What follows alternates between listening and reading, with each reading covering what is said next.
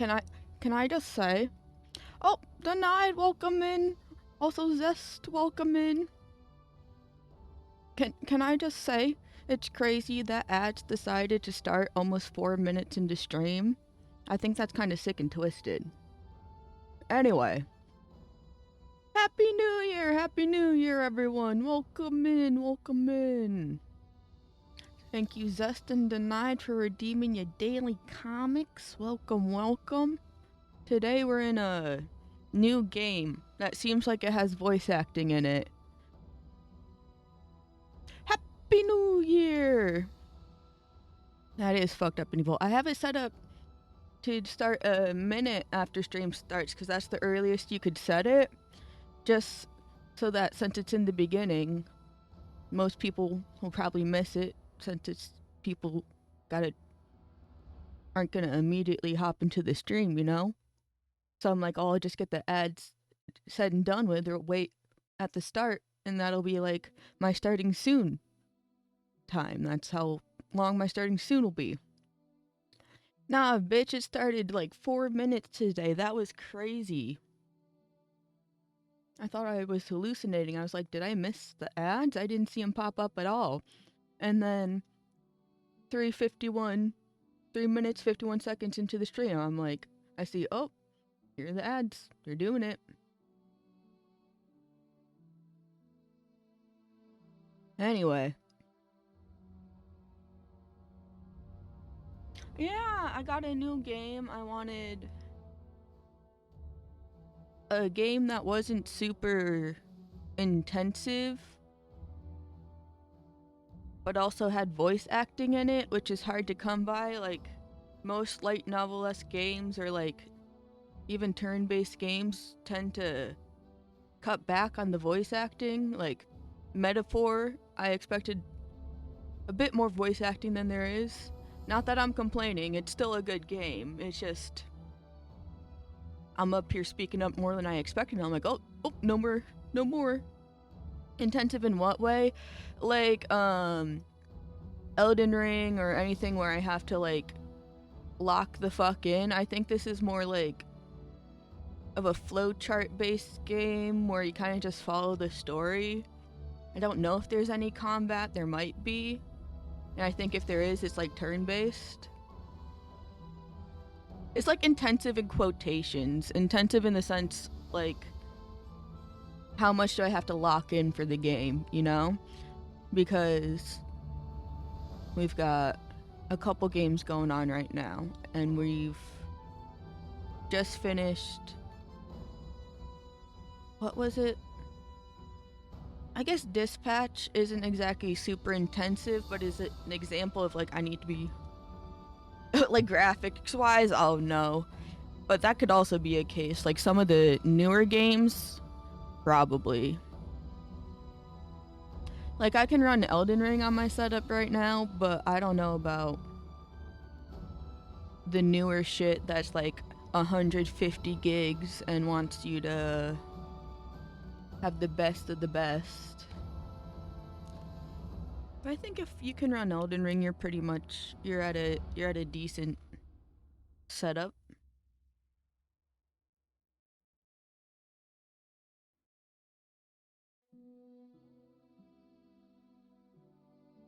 And I was also thinking about how I wanted a game with Chinese voice acting specifically, because a lot of people, when they play games, even like China-based games, they'll use English or Japanese dubbing, which I think is a missed opportunity.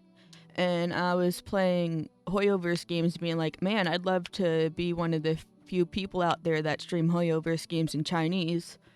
But then I need to start a Hoyoverse game over from the beginning, and I don't have that in me. So let's find a compromise. Let's find a compromise and find a non-mobile Chinese game that isn't super intensive, because a lot of the Chinese games out there are like wuxia type style, you know, the sort of like swords and building your cores and meditating and all that. But like with 3D models and real-time action sort of shit, and I'm like, well, this is the type of game I'm not looking for. But yeah, I love Chinese voice acting so much because it has its own specific, unique charm, which is why whenever I see people, not that I'm not hating on English voice acting, by the way. I think since a majority of the global players speak English, it makes sense a majority of them listen to it in English. I'm not saying everyone needs to change to Chinese. But I just think it's sad that no one, not even anyone popular, is taking the Chinese voices into account. Because like some people will do the JP and even like the Korean voices, which I think the Korean voices are really good too. But you rarely see the Chinese voices, which is like so sad because Ripples of Past Reverie, the Chinese version's my favorite because it's not that the English version is bad. I think it's sung by Millie.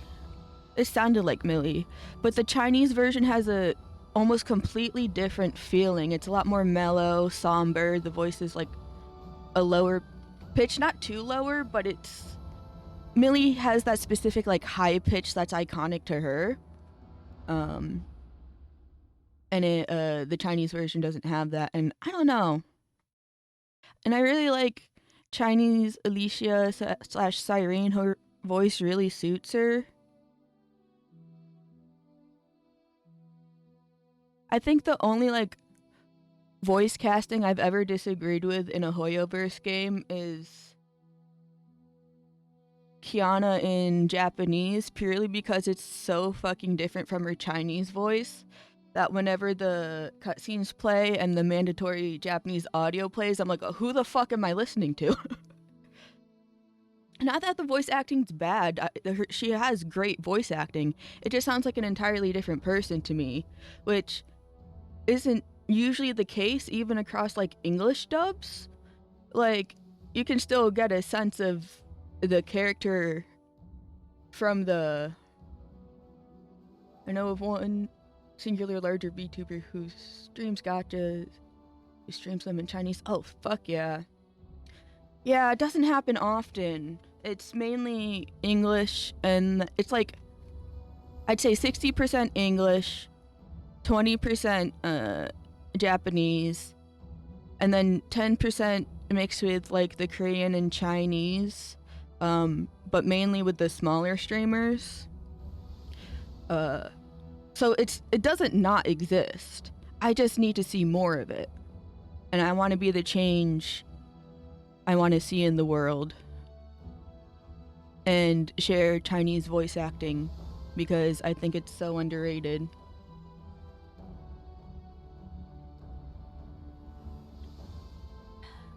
I was taking a little sip.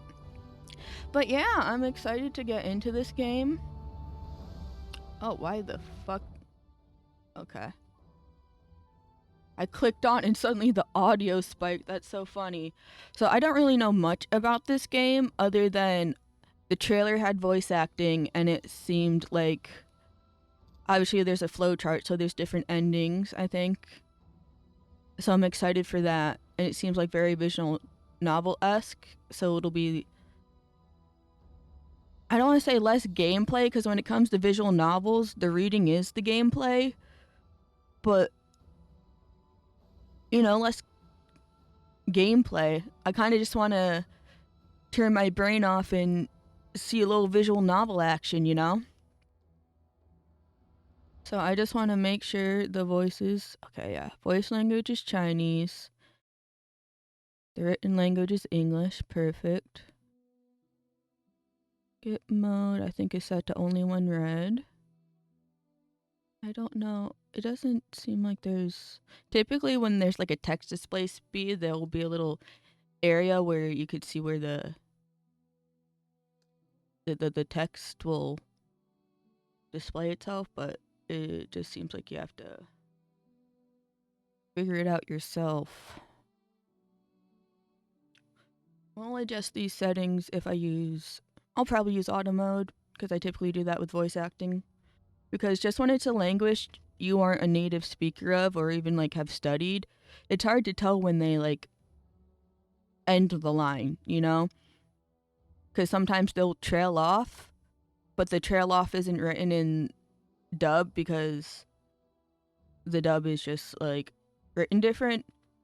So they'll trail off in the voice, but then pick up, but you will hear them pick up after you click it, be like, oh, wait, there was a pause there that wasn't in the written text. Oh, fuck. But yeah, I think these look good. Let me know how audio is, and let's just hop into it. Watch me have to read immediately. We're in the prologue. We're gonna travel the Ming Dynasty. Okay, yep, immediately reading. I often ponder why my father named me Yang. I'm just gonna guess my pronunciation until someone says it. The word Yang indicates Shan, virtue. The character Shan is in the shape of an open-mouthed sheep. Looking at it, you can imagine the sheep's cry. Perhaps if one is as gentle as a lamb, Yang suits him. However, I refuse to see myself as a sheep. I am a wolf. Roar. Okay, Yang.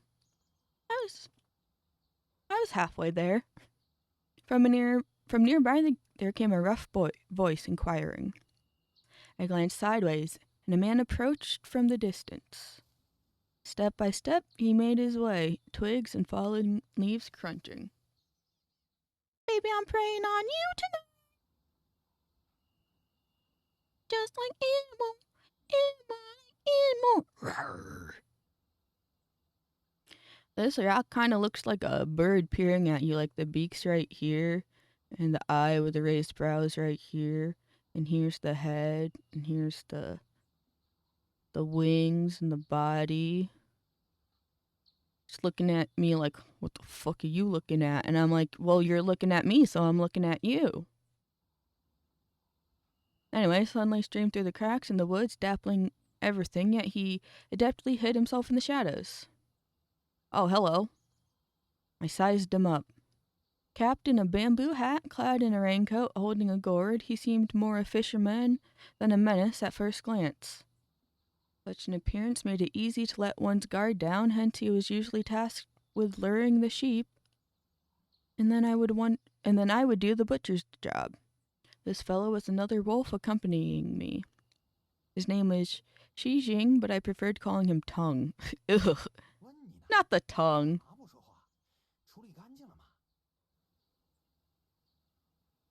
Wrapped up gave the sheep a stab when he wasn't looking. Buried.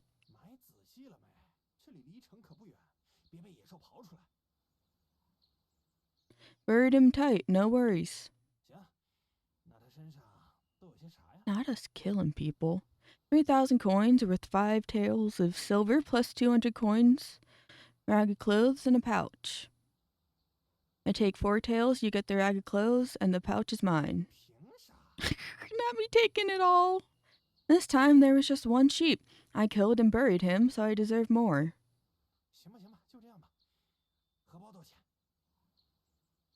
Not much, it's just a common item. I feel like we're duping him. Tongue wanted to see the pouch. I reached into my waist bag and pulled it out for Tongue to see. The pouch is small enough to fit in one hand. Common sense would dictate that a sheep's pouch might contain a handkerchief or some checks, but it was empty. The pouch was red, sewn together with the patches, yet it looked new and was embroidered with a light-colored word, on. I chuckled softly. How did the pouch end up with this embroidered word? Did the sheep's name contain on, or did he wish safety from the pouch? If it's the latter, the pouch surely failed him.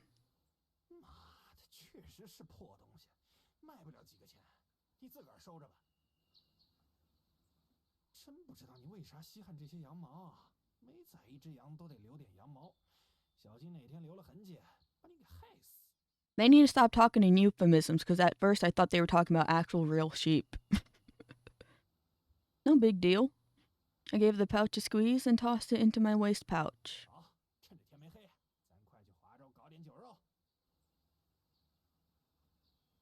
Tongue patted my shoulder, taking the lead. Okay. I responded casually to Tongue, pressing my hand on my bamboo hat to softly lower it. Following Tongue's footsteps, I walked forward, each step accompanied by the crunch of leaves underfoot. It's fine not to pay attention to these sounds, but if you do, they could become quite loud. It was as if the bird chirps and monkey cries had disappeared, and the whole forest was flooded with the crunch of trodden leaves. We, the two wolves, trod across the desolate mountains and wild ridges. Dots. Upon passing a tree with a sturdy, twisted trunk, I couldn't help but look closer. I knew it. Beneath that tree lay the sheep I butchered. Oh, was it a kid? Did we let a kid go?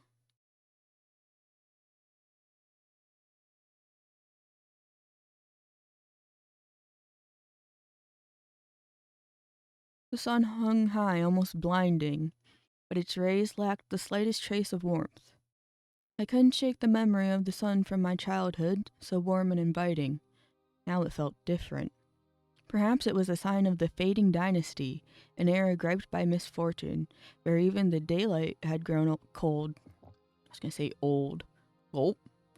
Perched on a boulder by an inn in Huazhou, I emptied the last drop of my flask. The fiery liquor seared my throat, yet its warmth refreshed my stomach. In bygone days, I deemed myself an unfortunate soul. However, in this year of calamity, savoring the fiery liquor proved to be a rare stroke of luck.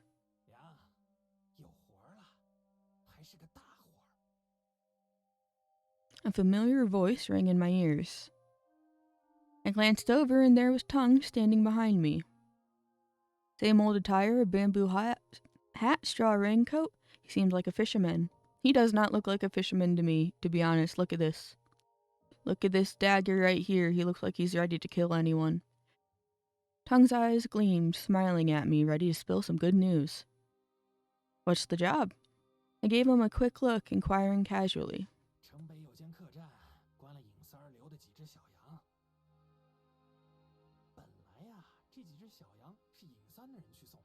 Even a fish.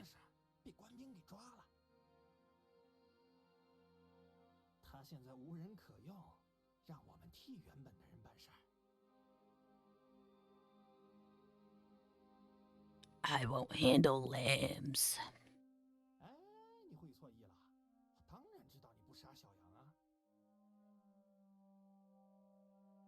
Then what's the deal?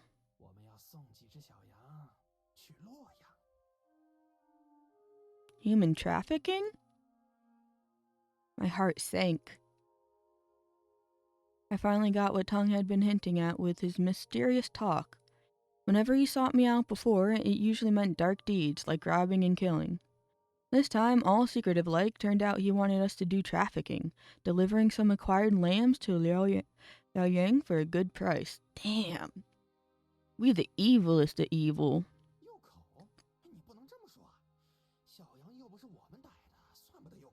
Yes, it is. You're still part of the...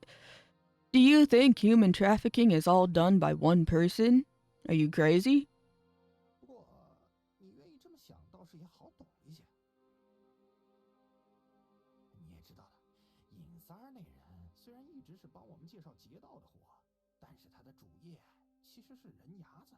That's crazy. What do you mean his main hustle is human trafficking? Imagine that having as your main hustle.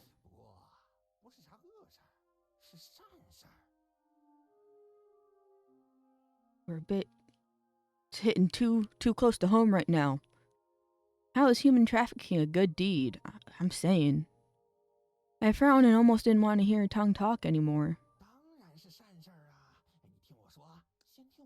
That's previous. I'm just trying to see. Okay. So save and load. Oh, and that's the flow chart. I was wondering what this icon was.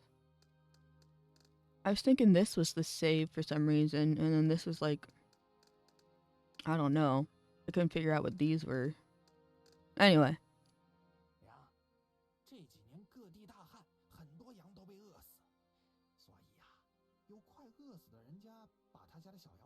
咱换钱粮。洛阳那边呢，有一只大肥羊啊，它有的是钱，就是生不出小羊，便想从穷地方收几只来养。I know I'm supposed to be paying attention to the dialogue, but I'm just thinking of those manga panels of the Reverse Mermaid where it's a fish body with human legs, and this dude just coming up behind him and fucking murdering the shit out of that inverse mermaid. And I just can't take it seriously. I'm just like, bruh.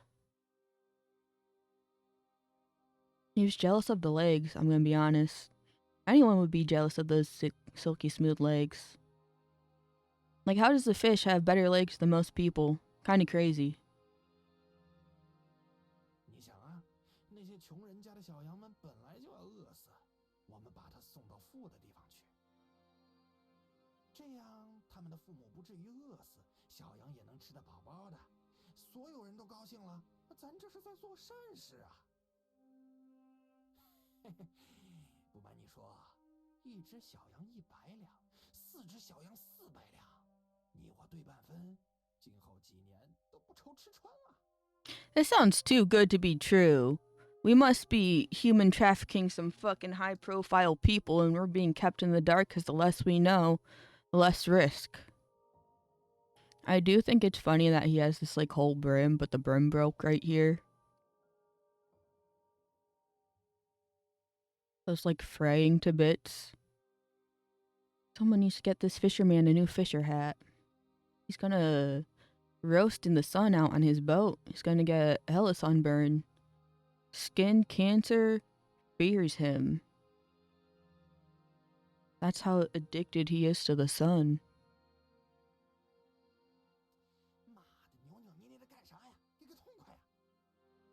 I say that, but he's pale as fuck. I'm out here inventing a story for him that isn't even confirmed just because he has a little broken brim. Meanwhile, he's pale as fuck, contradicting reality. But you know what? Ito and Genshin Impact is supposed to have the same build as Varka Genshin Impact, but he doesn't. So, I can let my imagination run wild.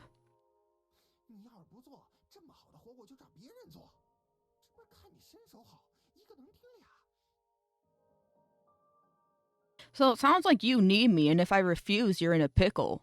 Sounds like you should be kinder to me. Sounds like you're trying to manipulate me. Hold on. I called out to Tongue. When do the lambs need delivering? Bro, you're springing this on us way too last second. Fine, I'll join you. We're too easy! We're like putty in his hands. I rose, brushing off the dust. Of course he's a fisherman. He's fishing you out the fucking pond every time.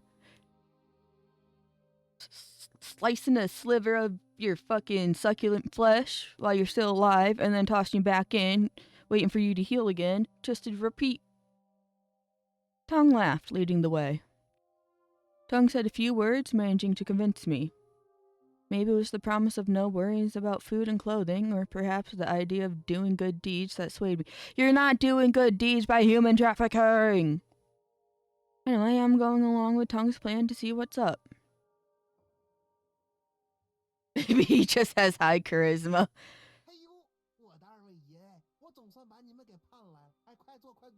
His stats are flat 0 across the board, but Riz, he is maxed out on Riz. You can't even say no to him. You thought going to 100 social in Skyrim was OP. He's going to 200 social in Skyrim. That's how OP he is. Before he even talks, he's already telepathically compelled you to do his bidding. You just don't even realize it yet. This dude's got hella boobs on him. Look at that. Anyway.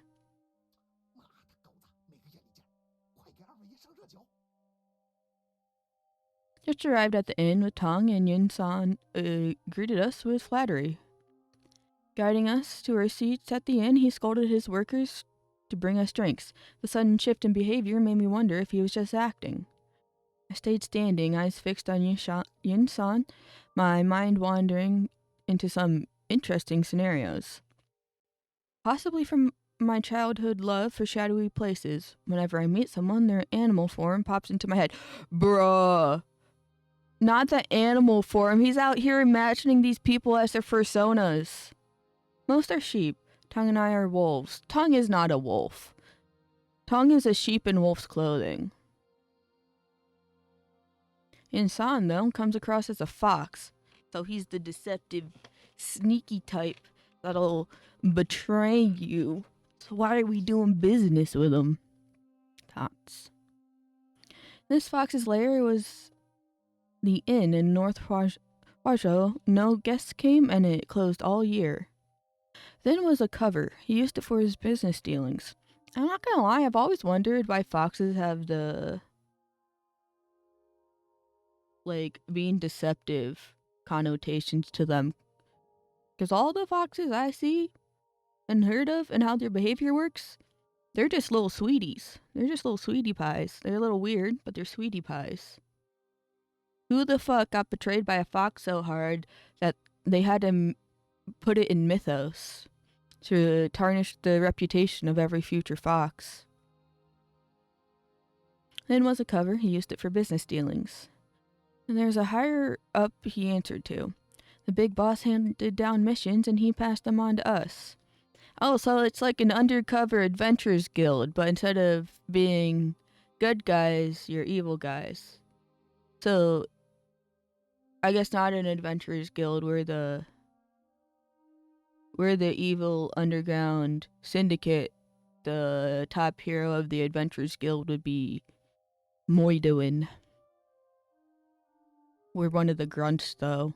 The boss is who they be after. We're like Team Galaxy from Pokemon. But not even the top of the top. Not even like one of the... Not even like the regular team leaders. We're not any of that. We're just the copy and paste grunt. Out here calling ourselves wolves, acting like we can walk around and judge people's personas based on their vibe. I think that's really fucking funny. He just goes around and is like, yeah, I just imagine people as their animal forms. Okay. Very normal thing to do, I see. Carry on. Back then, the jobs we pulled for him were all about hitting caravans. He'd tip us off on a sweet haul and we'd go in. This time, it's a bit different. A job involving human trafficking. Whatever the job, we meet up at this inn most of the time.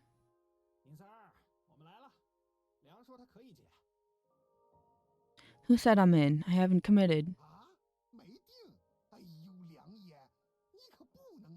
We don't know the fucking details. Give me more.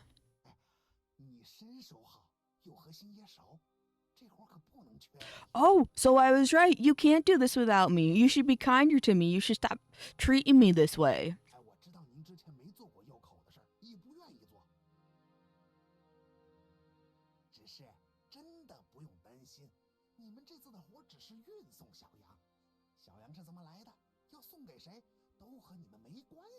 Okay, so you're guaranteeing to me this is not for good purposes. Telling me it's none of my business. This is for sinister purposes. So I've been lied to, which I figured I would be.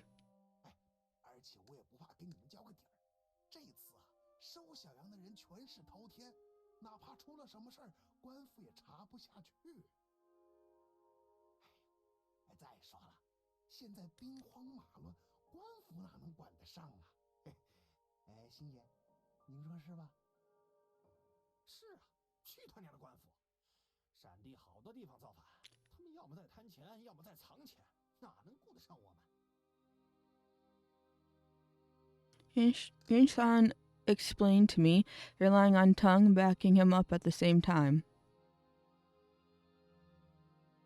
Tongue chugged half a cup of hot wine, backing his son and shooting me winks. Not the winks. No worries about food and clothes, doing good deeds, and times are chaotic.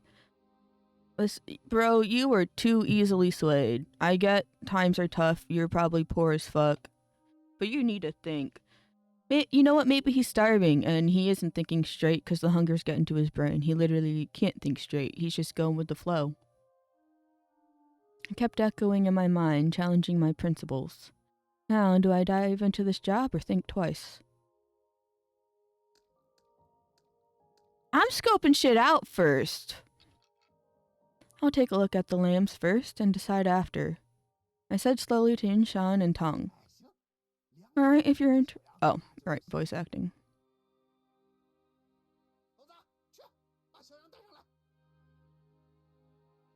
Insan shouted, his voice echoing. Then's waiter nodded, hurrying towards the back door. Dots. Lambs were brought up, tied with hemp ropes around their waists, linked together to stop any escape. Some softly cried, others trembled, nudged into a line by the inn's waiter standing in front of me. I kept quiet, scanning the lambs. It's clear that this isn't good deeds. They're even crying. Look, they're little kids. The leftmost lamb and the second one. They must know each other. Staying close, the elder guarding the younger. They're either siblings or childhood friends. But based on, like, I don't know if it's just me, but it's clear that there's a bit more detail put into this character. I feel like she's gonna die soon. But I could just be hallucinating. It's mainly in, like, the face. Her eyes are super simple. And the line art is super simple. There's not much shading, whereas they went full out on her face. Like, you can tell she's important. Probably sisters, both pretty young. Okay, so they're sisters. I figured the older sister was 9 and the younger one was 6. Damn. Both sported worn-out clothes, dark complexions, and rugged, disheveled faces. Their slender frames hinted at a poor background. Glancing at them, the older sister, scared yet putting on a brave front, defiantly locked eyes with me, while the younger one shied away, too frightened to speak. Maybe the older sister aimed to protect the younger one and viewed me as a threat. I mean, I would too. She's not wrong. You're considering accepting a job to human traffic them to God knows where, to do God knows what. They're correct in their assessment. You are a threat currently. You haven't even made up your mind. I've made my mind. Not me fucking stumbling. Okay, she's definitely an important character. The third lamb stood out from the first two. Probably of school age, she wore clothes, was small, but had much fairer skin than the first two lambs. She bowed her head in fear, hesitant to speak, yet her upright stance hinted at an unusual background. Okay, so she's an important figure with a mysterious background. Maybe she's from a peace priest background, you know, like a shrine background, or maybe she's like in the noble court. Maybe not necessarily a noble, but someone who works there. We're gonna learn that she's not who she seems to be. Very.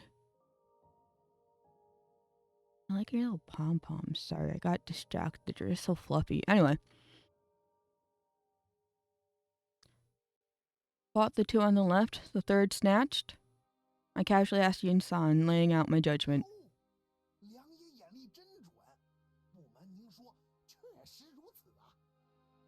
How the fuck did we figure that out?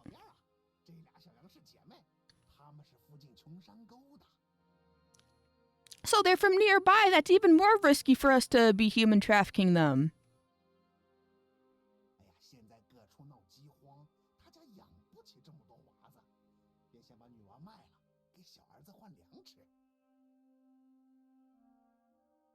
Yin-san spoke slowly, and as he did, I shifted my attention to the two lambs, keeping an eye on their reactions. After hearing that, the younger sister stood there, seeming a bit lost. The older sister, with teary eyes, looked on the verge of crying. Seemed what Yin-san said was true.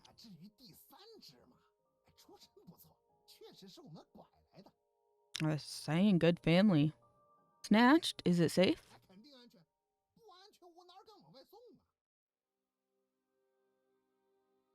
No way snatched ones are safe, especially when this lamb seems from a decent family. I hushed my tone and spoke icily to Yin San. 情况特殊，梁爷，别急，别急呀、Yin San chuckled awkwardly in response to my words. 来这边说话。Yin San pulled me aside a bit, trying to steer clear of that 老 lamb. 爷啊，这只小羊情况特殊，我们查过了。虽然它是贵家出身，但运它没有风险。 Is she not loved by her family? Is she... Maybe she's... illegitimate child? I was gonna say a bastard child, but that's so rude. That's so rude. It means the same thing, basically. Well, no, bastard child simply out of wedlock. But both would apply if it was an illegitimate child because it was conceived out of wedlock. But it's also illegitimate. Whereas a bastard could be, like, legitimate because it's your future wife. You just had the kid before you got married.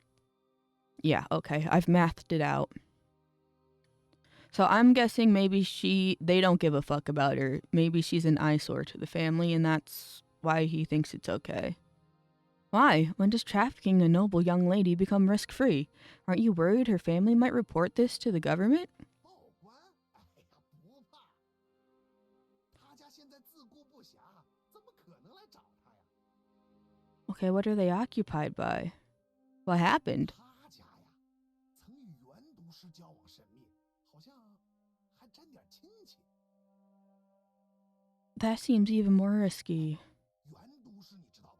哎，就是那个得罪了万岁爷，被欺骗了，被诛了3族啊！ Oh, that's crazy.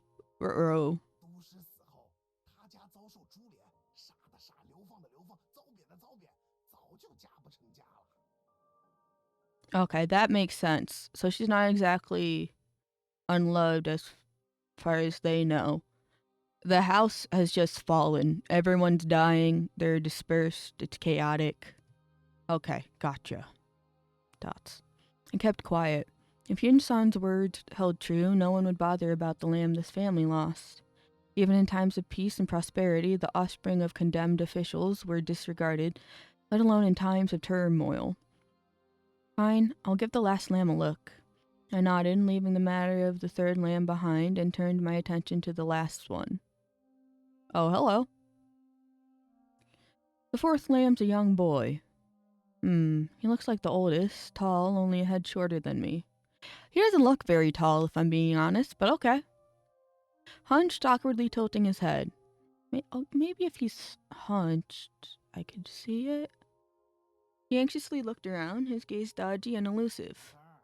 这羊看起来不太对啊，有呆变。 Tongue frowned, studying the fourth lamb before him. 是啊，他确实有点呆傻。小时候患了热病，把脑袋烧傻了。 Not y'all calling him that shit in front of his face. 哎，不是， How rude! 他就是天生傻。这小羊从小就这样，家里一开始觉得他是弥勒佛转世，就一直养到大。后来闹了饥荒，家里穷了些，不想养这佛了，他妈就把这小羊卖给我们了。 Bruh. This poor kid. Upon hearing the word mom, the fourth lamb got agitated, staring intently and yelling mom loudly. Seeing this, the other lambs seemed to think of their own moms too. Eyes teared up, quietly sobbing. Maybe for these lambs, feelings spread like laughter. 尹三儿，你确定肥羊会想要这种小羊？ Tongue asked with a mocking tone, a hint of anger emerging in his voice. 说谁知道呢？也许哪家也觉得他是弥勒佛转世，想要养呢。洛阳那家说尽量是女娃子，但或许也能看下男娃子，能收的男娃比女娃少多了，也就只能搞到这种的了。 Oh, well, why would... Hold on, the math isn't mathing. You said they might consider boys as well, so you're just grabbing any boy to increase your odds of selling these kids off to this family? That's crazy. 不行，这种绝对不行。哎，星爷为何不行啊？我要是肥羊，绝对不想要这种小羊，你给我们运也运不了啊。这弥勒佛带着太麻烦，我和你梁爷在路上被他惹急了，一冲动便可能把他宰了。Bruh, no, you can't say that. You can't say that. 行爷呀，你就不能收住脾气？这是肥羊要的羊，少一只就少一份钱，丢一只可能都要你们倒给钱的。那我更不能要了，我最管不来这种有呆病的。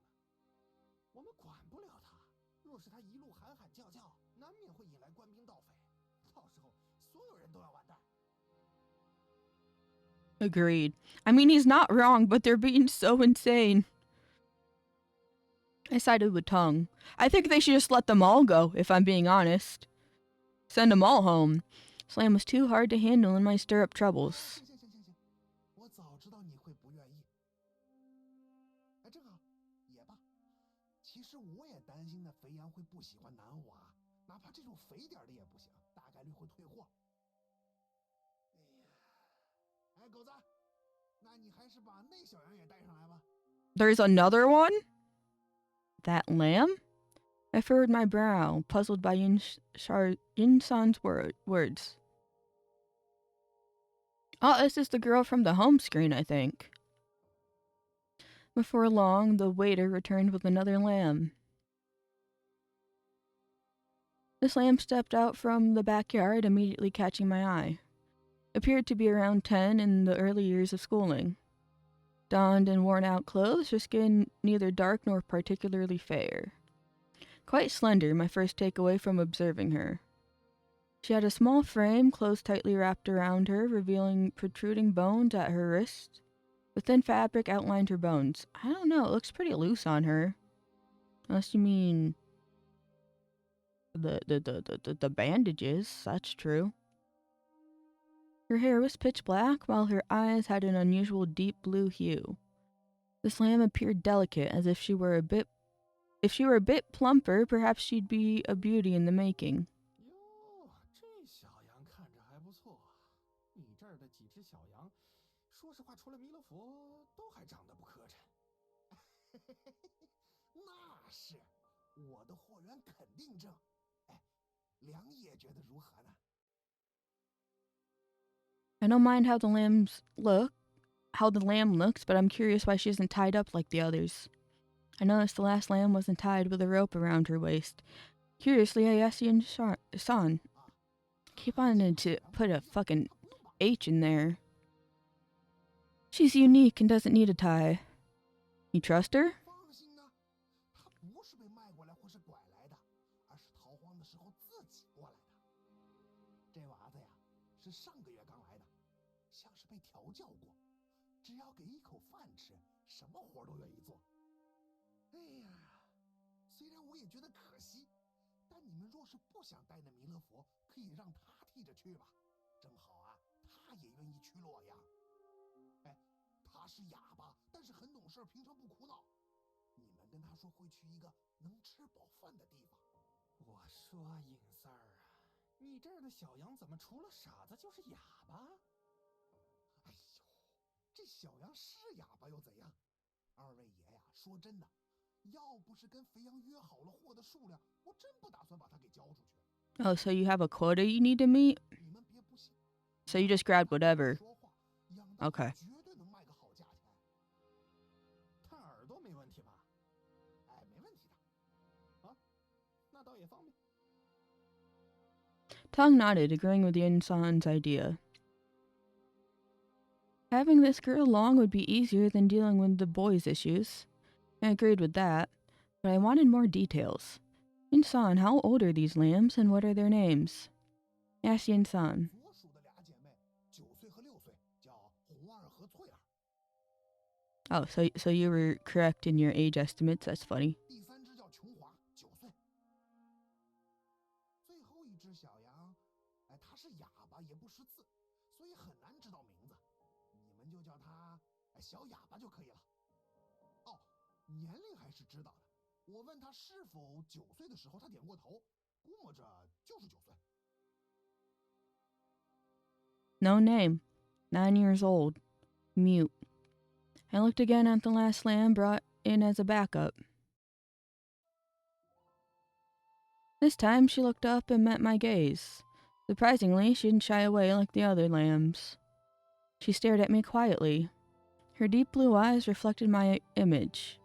A faint moisture seemed to be layered over her eyes, or maybe it was just my imagination. Strangely, during that brief eye contact, a peculiar thought crossed my mind.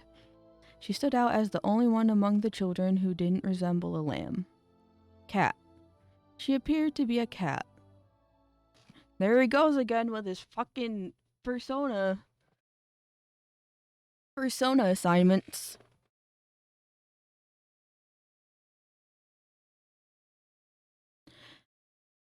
I agreed to Yin-san's job. After that, Tong and I spent a night at Yin-san's inn.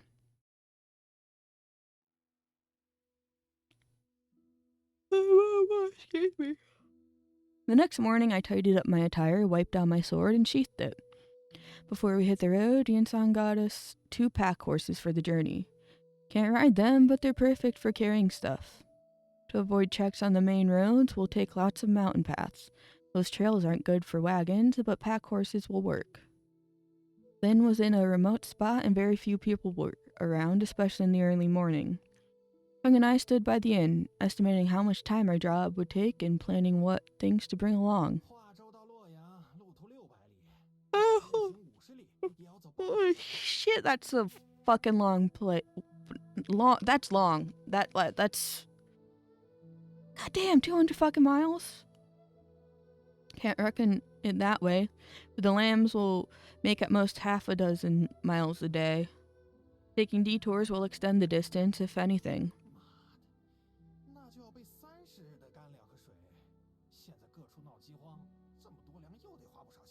Damn, you're not even getting paid in advance for food and water to cover your journey? That's insane, because what if y'all starve to death on the way? Pack light for now, buy provisions on the road, head east, fewer folks fleeing cheaper grub.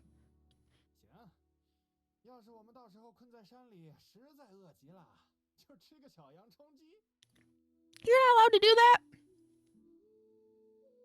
Tongue grinned and cracked a joke.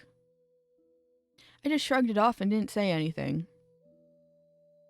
Time to roll, I'll fetch them. I tossed a quick word to Tongue, grabbed my blade, and headed straight to the inn to call the lambs. I woke up the lambs and took them outside. 3 had ropes around their waists, tied together. The mute one, without a rope, bounced around strangely.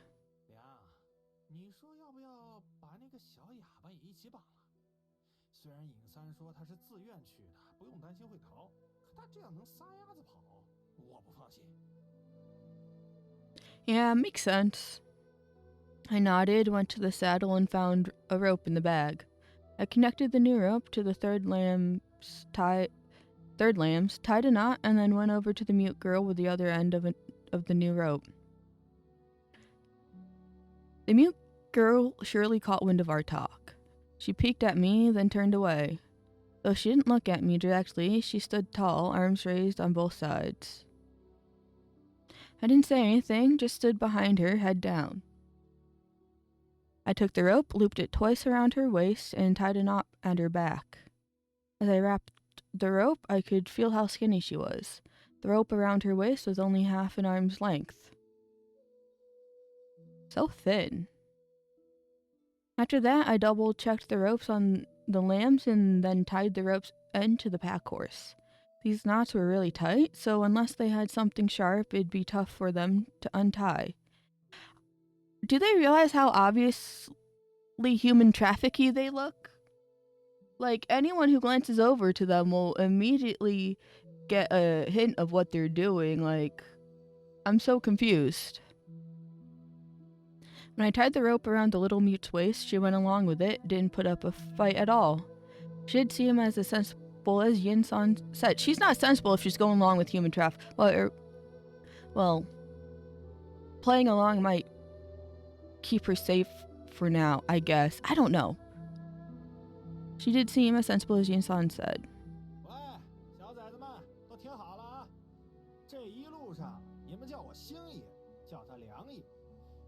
要走1-2个月，为的是把你们送去能吃饱喝足的地方。我们出城后一直向东走，走的路大多都是山路，每日走的不多，日行20里便可。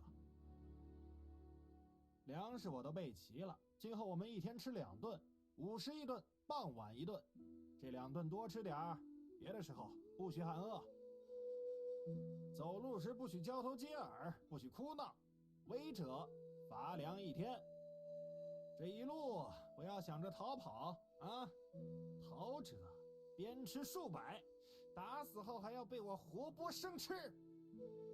Bro, you are grade A villain, basic grunt, bitch ass, dumbass, ugly ass. Fuck this man. We hate Tongue. We hate Tongue.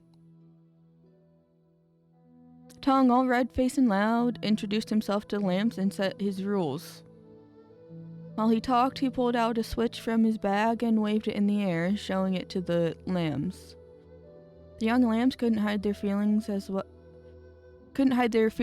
at that.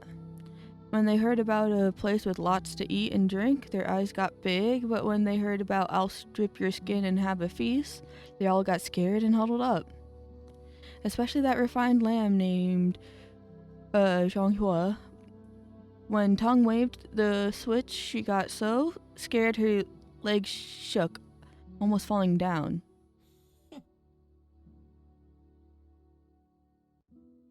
Right? He's even got the basic evil guy voice, the cadence and everything. Tongue always liked seeing the lamb scared because of him. He glanced at the frightened Zhonghua and a playful smile on his face. Don't dawdle, time to go. I told Tongue not to overdo it and pay attention to the time. 行，出发吧。Tongue turned around and yelled at the lambs once more. His shout made the lambs shiver. He chuckled, licked his lips, and led the way forward. We back with the bird stone. We followed Yunsan's chosen path to leave the city. Outside, we headed east along the planned route.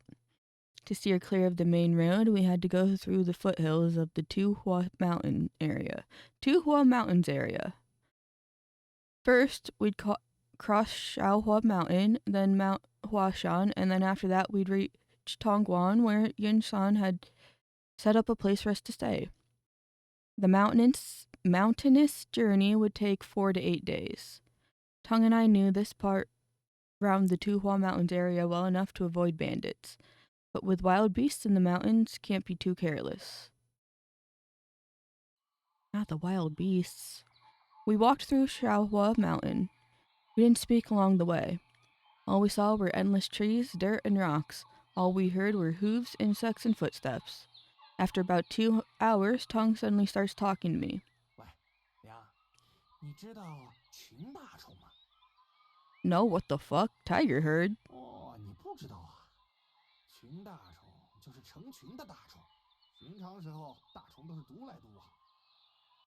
前些年陕北闹饥荒，很多人向东逃难，都逃到了一些山区里，被大虫吃了。大虫吃人多了，生崽也多，过2年就都是成群的大虫了。哎，梁，你说，若来了10几头大虫，我们还有命不？ No? Doubt it. 那不一定。 What do you know? You gonna fight off a dozen tigers with that little dagger on your chest, huh? 我们手中有刀啊！ Yep. 如果见到大虫， Oh. 我就挥刀斩了小羊们。 So you're gonna leave them as bait, huh? Shaking my head. 大虫见着血肉，定不会去咬我们这些持刀的啊，会冲上去分食小羊。那时我们便可逃了啊！ I don't even think that's true. I don't even think that's how that would act. Tongue burst into laughter, cranking up his voice in the last 2 sentences. I knew he was doing it on purpose, trying to let the lambs behind us hear. Oh, so he's just making up bullshit to threaten them. You seem to enjoy frightening these lambs, huh? Is that fun? I threw a cold remark at Tongue. 肯定有趣儿啊！ Tongue chuckled, dagger slung over his shoulder, moving forward. I glanced back at the lambs. 3 of them were scared, white by Tongue's words. The mute one just lowered her head, lost in thought. Was she not afraid of tigers? I just think she doesn't care. Around noon, after walking for about 4 hours, we took a break for an hour. Tongue had some grub first, then said he wanted a quick nap and dozed off against a tree. After that, I handed out food to the lambs, giving each one a serving of dry ration and half a pot of water. The hungry lambs quickly started munching on the food and shared the water. As I munched on my own ration, I kept an eye on them. The 2 darker-skinned lambs, Hong Er and I don't remember how that was pronounced. Shui Er? If I remember right, they ate pretty fast and finished quickly. Hong Er was the oldest sister, and she looked after her younger sister, giving her more water. She only took a tiny sip herself. The well-bred girl who got snatched was still kind of scared. She took the grub really carefully, eyes wide open, like she thought I might stab her while she was grabbing a bite. Surprisingly, even though she's a kidnapped miss, she didn't complain about the grub and finished it all.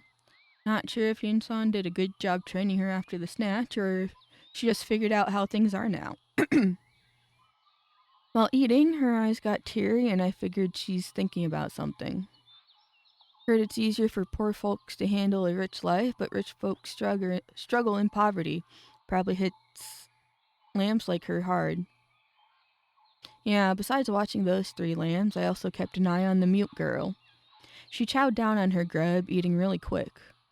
Look away for a second, she polished off everything like she hasn't eaten in forever. You just said how skinny she was. Why are you surprised? While I was watching the mute girl, a lamb's voice suddenly reached my ears. The sister named Hong Er lifted her arm, shyly calling me, not quite used to saying my name. What's up? I stood up, furrowing my brows, and asked her.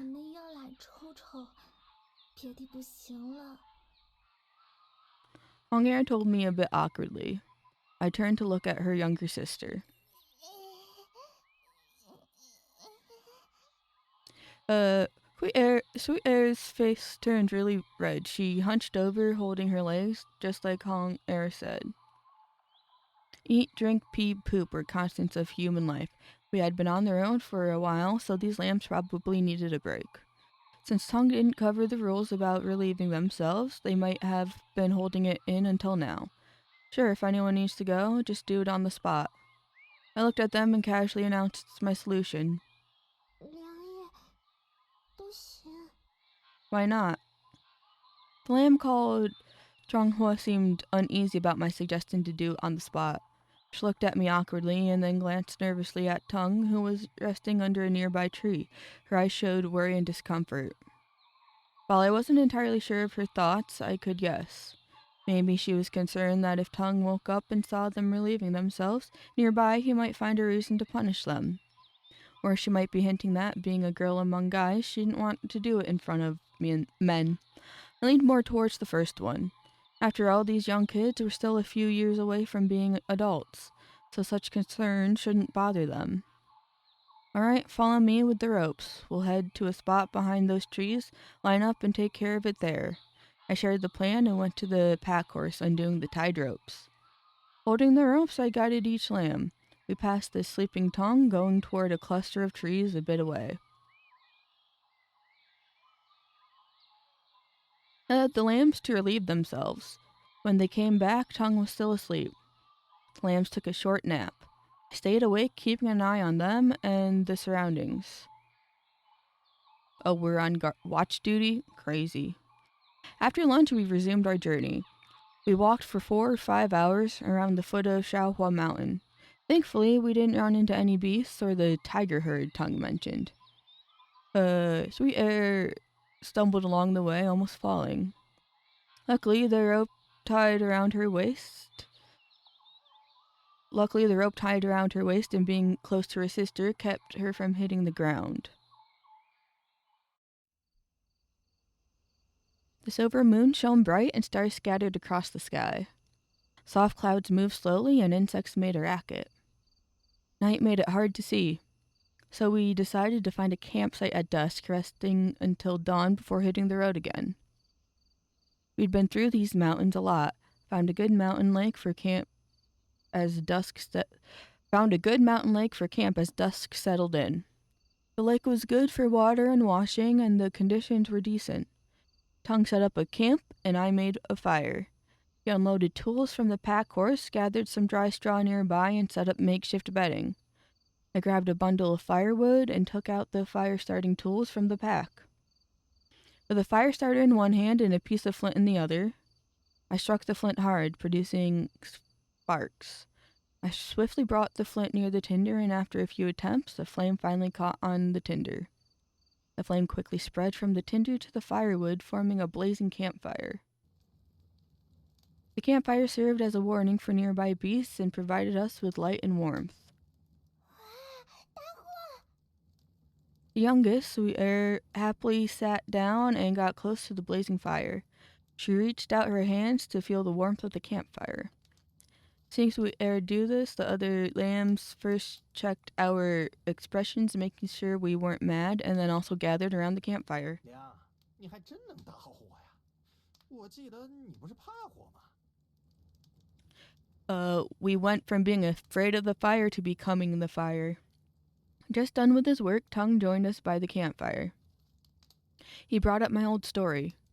Well, I used to be scared of fire due to past memories of a disaster. Was scared before, not now. 那是好事儿啊！本来想着你怕火，下次杀人放火，我都不愿带着你。 Tongue scared the lambs with his words again, but I didn't feel like continuing the talk. And honestly, when you have to deal with someone, you don't need to resort to arson. 妈的，累死了！要不是怕这些小羊跑了，就该让他们去给咱们拾柴火、铺床铺。哎，梁，中午我休息过了啊，你先睡2个时辰吧。2个时辰后你给我换班。 Oh, thank God. I'm not standing watch again. Well, I will be, but not first. But also, I don't trust Tongue not to be evil to the kids. All right, I nodded and settled down by the campfire.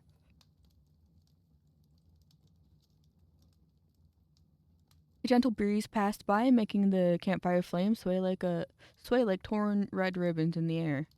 The fire's glow revealed the faces of the lambs, who remained still, perhaps fearing punishment. Yet their shadows had already adjusted to the surroundings. With the flickering firelight, those shadows danced freely, and the crackling of the burning wood added a lively tune to their performance. The scene in front of me brought back memories of the shadow plays I enjoyed during my childhood. Feeling a bit drowsy while lost in thought of shadow play, I ended up dozing off. That was the whole point. You're supposed to be sleeping. Guess I'll sleep first. You were supposed to be sleeping first. With Tongue watching over the lambs, no need to fret. Slightly on edge, I clutched my blade and fell asleep. My gaze fixed on the dancing flames, I succumbed to the weight of my eyelids, gradually slipping into dreams. 梁，醒醒！ Tongue's voice rang in my ears. I slowly opened my eyes. Huh? Did 4 hours fly by already? Guess that short nap didn't do much. Honestly, I felt more worn out now. 4 hours already? I asked Tongue as I got up. 对，柴火烧了2捆，差不多2个时辰了。 Lambs okay? 都睡了。 Tongue gestured at the nearby beds. Lambs rested by on the fire, Su'er and Hong-er together, Chonghua and the mute girl on separate beds. Ropes around their waists kept them in place. Okay, I'll take the next shift. I nodded, gesturing to Tongue, and decided to stand up for a quick stretch to refresh myself. Tongue saw me stand up, then he found a bed and lay down. He even got the villain snore. He dozed off fast, and soon enough I heard his snoring. Now it's just waiting for the sun to rise. Quite a chore. 4 hours of sleep daily for several dozen days. Yeah, why do you only get 4 hours of sleep and he gets 8 hours of sleep? In this regard, those lambs probably had it better than us. On the way, they could sleep for 8 hours. Once we reach our destination, they could get sold to the fancy sheep. If luck was on their side, they were chosen. They might get adopted as daughters. Even if luck wasn't on their side, becoming servants or maids in these chaotic times was still better than being refugees and bandits like us, right? You are way too optimistic as to where they're going. If that was truly the case, if they were simply being sold off to be adopted to rich families to have better lives, you would have been told that. I'm just saying. Thinking about it that way, this job might actually be a good deed. See? You're gaslighting yourself. Ta. While lost in my thoughts, a sudden noise caught my attention. Is it the tiger herd? I swiftly turned to see its origin. In the dancing firelight, a lamb rose to its feet. Oh, it's the mute girl, right? It was Little Mute. Why are you up? Asked Little Mute coldly. No words, she couldn't. Hungry? Asked again. Shook her head. Need to pee? She nodded. Pee? I frowned. In the middle of the night, such a bad habit. What do you mean that's normal? Especially if you're hydrated. Like, I don't always pee at night, but sometimes I'll pee at night because I'm just that hydrated. I just had that much water before bed. I bet your piss is fucking brown. That's how dehydrated you are. She needed to pee, but it was tricky. The rope tied her to the other lambs, and going could disturb their sleep or even bother tongue. Going nearby wouldn't be ideal either. It could get smelly, and if I let her once, she'd probably do it again next time. Alright, I'll untie you for now and lead you to the lakeside to pee. Just be good and don't do anything extra. I told Little Mute coldly. She nodded obediently. Russell. I moved behind her, carefully looking for the knots, and after a bit of effort, I finally undid the rope for her. Follow me. We went to the fire, grabbed an unburnt stick, lit it as a torch, and continued forward. Little Mute followed behind me. She kept a grip on my robe, following closely to stay on track. She kept stumbling onto my back, using it to stay steady. We walked over dry branches and fallen leaves, pushed aside the foliage blocking our way, and finally stepped onto soft soil.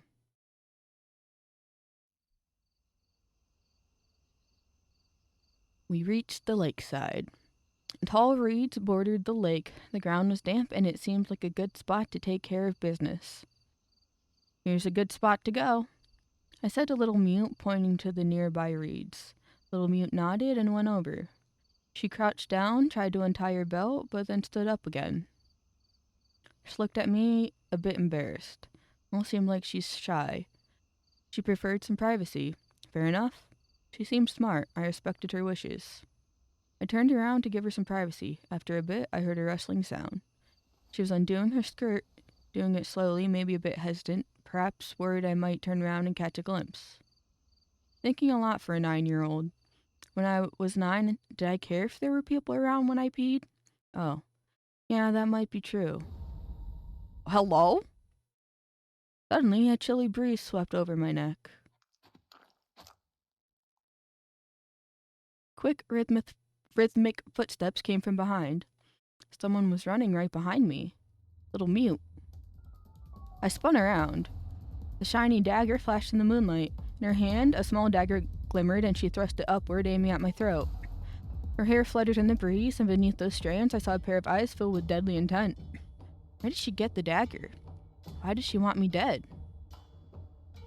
Well, you're human trafficking her and 3 other girls. I think that makes sense. My mind went blank, beads of sweat forming on my forehead. Her sudden attack caught me off guard. What should I do? Neck tackle? What the fuck's a neck tackle? Step back. Gotta dodge the dagger. In a moment of panic, without time to think, I stepped back sharply to avoid the dagger.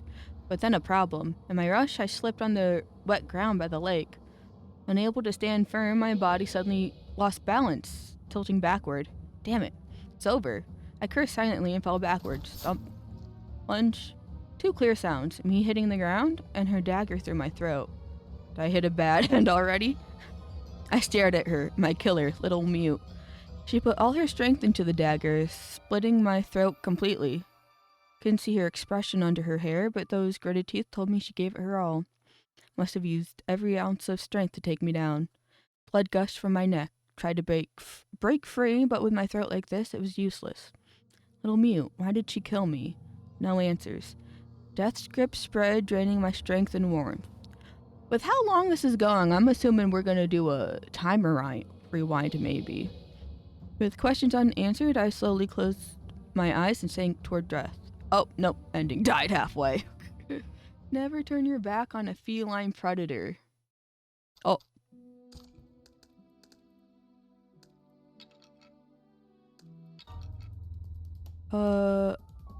Neck tackle? An ordinary person might have died from her surprise attack, but my years of bloody experience kicked in. I stayed calm. Faced with a dagger, I didn't try to block with my hand or hastily dodge. I quickly lowered my body, moved aside from the dagger, and then forcefully slammed into her. My charge threw her off balance, and her arm lifted. She missed the stab. The dagger pierced through the air. Relieved, I pressed on, pouncing like a wolf into its prey, and shoved her into the reeds by the lake. Oh, get to see myself. I pinned her down. Right leg's on her belly, left leg on her arm. Right hand gripped her dagger hand, left hand squeezed her throat. After her failed stab, the dagger slipped from her hand. Nope, it's still in her hand. The instant she struggled to snatch it back, I promptly pressed down on her hand. Now she was completely under my control, unable to move. What the hell? What are you playing at? I glared at her, my eyes fierce like a wild wolf growling at her with a low voice. Meanwhile, I pressed down even harder on her, pulling her arm with increased force, almost crushing her thin forearm.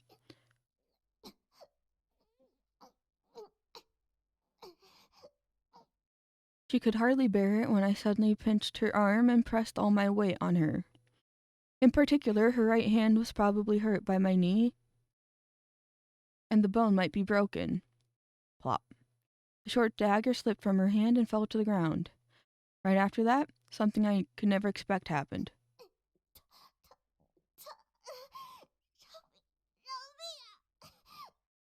Oh yeah, I figured she wasn't actually mute.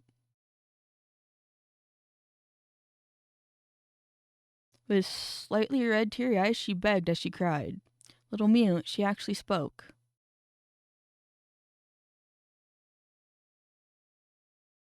Oh, we're already on chapter 3.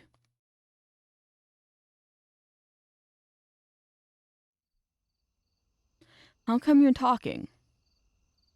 You're not mute? I stared blankly at the little mute pinned beneath me. She actually talked.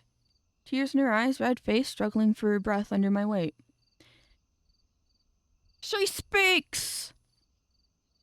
It's like Modao Zushi. It's like Modao Zushi again. So I think she was pretending to be blind, not mute.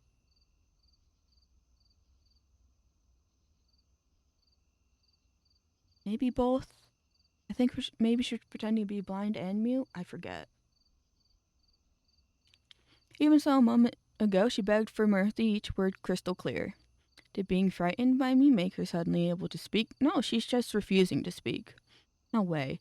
Never heard of a mute being cured. This girl must have had some sinister plan from the start, faking being mute to catch others off guard. Spill it, why the mute act? And where'd you get that dagger? I snapped at her, eyeing the dagger that had slipped from her hand.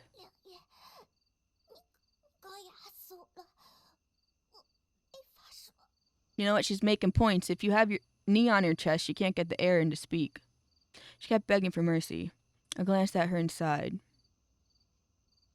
Grab the dagger, she dropped. My left hand held her arm and the dagger against her neck in my right. I rose, eyes fixed on her, pulling her up from the ground.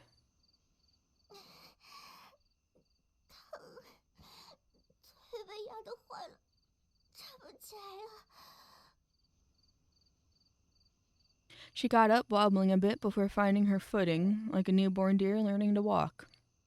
Spill it, brat. Why the mute act? Why the hell did you play mute? Kept my gaze fixed on her, each word sharp and deliberate.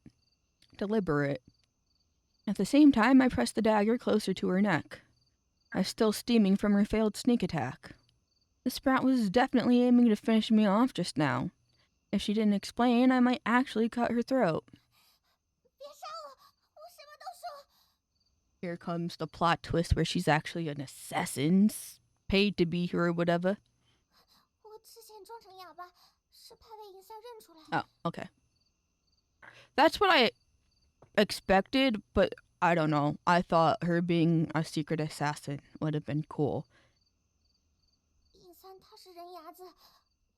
Obviously not a good assassin.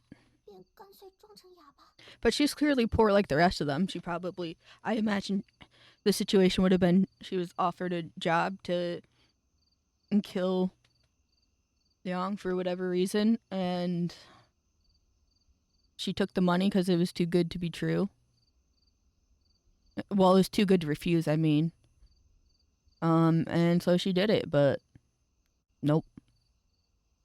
That also makes sense though. It's not bad. I my imagination just gets the best of me sometimes. What are you scared he'd figure out?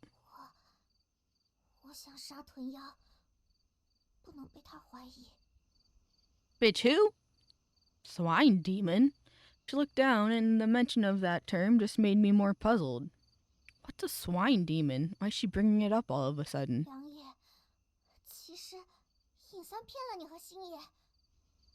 I mean, that was obvious. Even Tongue knew he was lying.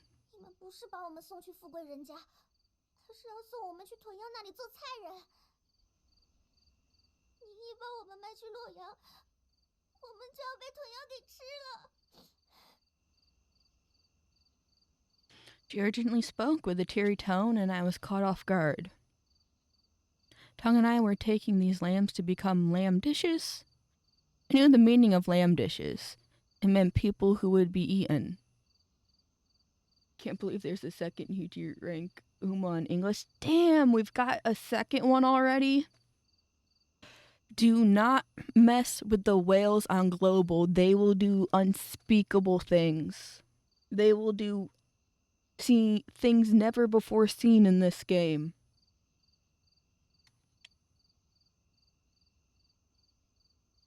That's crazy. But damn, we went from Modao Sushi to fucking Promised Neverland real quick, huh? I remember hearing that term for the first time when I was young back in the peaceful era, and it gave me chills. But in recent years, there was a famine in Shan. Heard in some hard-hit areas, folks were selling kids for food, even sold concubines for cash, dissecting them to hawk their organs. Sounds brutal, but doesn't seem made up. The lambs I'm sending are actually going to end up as some swine demon's lamb dishes. The second one was without Fast Learner 2. That's crazy. The stakes are rising. Like, I know Uma JP is hard ass. They're going real hard ass in Uma JP because that's just tends to be the gacha culture over there and gaming culture in general. Like there was that one live letter in, I think it was back during Endwalker. They were talking about how they had stats that Japanese players logged into their island every day and did their chores every day, whereas global players would go to their island every couple days. And how like sweaty Grand Blue gets and stuff, and how sweaty Fate gets. It just seems to be like the gaming culture there is once you go in, you go in. But like from what I've seen, these are like record-breaking UGs almost, because I think there's supposed to be either an event or a character that comes out whose skill boosts whatever stakes people's stakes. Ha ha ha, raising the stakes. Ha ha ha. Promised Neverland. Ha ha ha.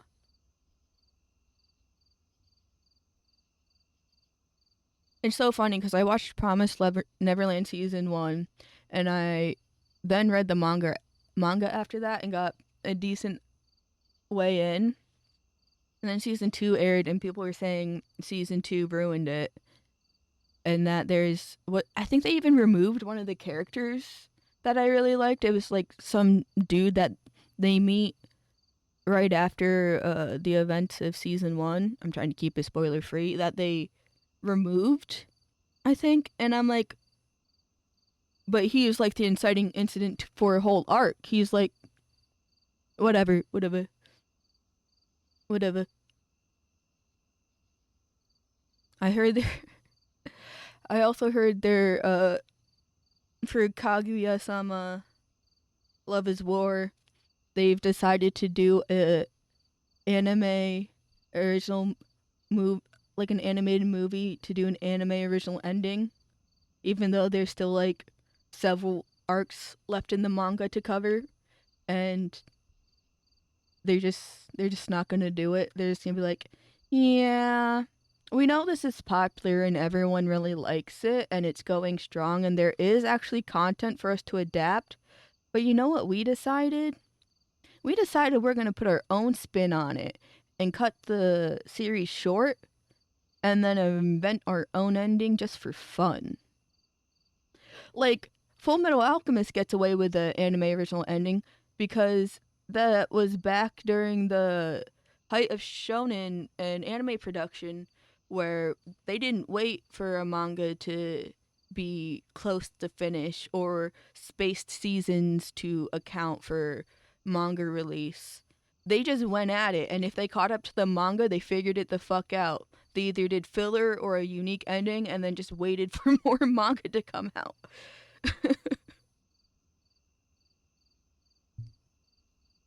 So like, while the seasonal shonen kind of sucks, just in terms of waiting, especially if you grew up with like the Naruto schedule or the One Piece schedule, you see the newer shonens that are purely like seasonal now, and you're like, man, I gotta wait a year for the next season. Like, I get it, it makes sense. I'm not against it personally. It's just a bummer I have to wait now. Good luck, though. Give the animators time and the pay they deserve. 洛阳城里有一头豚妖，它重千斤，生性好食人。I feel like this is the story they tell to the kids to keep them scared. It's probably not an actual swine demon. It's probably just one specific gourmet or that either eats all the kids or like throws a buffet with all the nobles and has like a child eating feast underground. I don't think it was a child eating feast in Tokyo Ghoul, but I think in Tokyo Ghoul there was that underground situation where there was like underground gourmets or whatever, and all the ghouls would gather and sample people or whatever.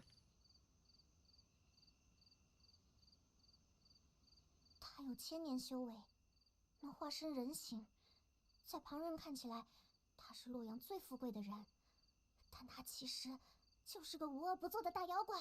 Oh, okay. You mentioned cultivation. Then it's probably actually a demon. I, I know what we're doing now. I know where we are. I thought I didn't want to fully be like, oh, they've got the magic in this one. They've got it. It's gonna be one of the supernatural types. I was figuring maybe it's more historical, more realistic based, but nope. Cultivation. There we go. There it is. There it is. We got demons. Let's go kick his ass. 我们全家住在洛阳附近，爹是个囤药种田的佃农。他有一次来我家看地时，看上了我姐姐，便和我爹说，想纳姐姐为妾。Bruh! I'm gonna cultivate! 爹爹怕他，便同意了。没多久后，姐姐便失踪了。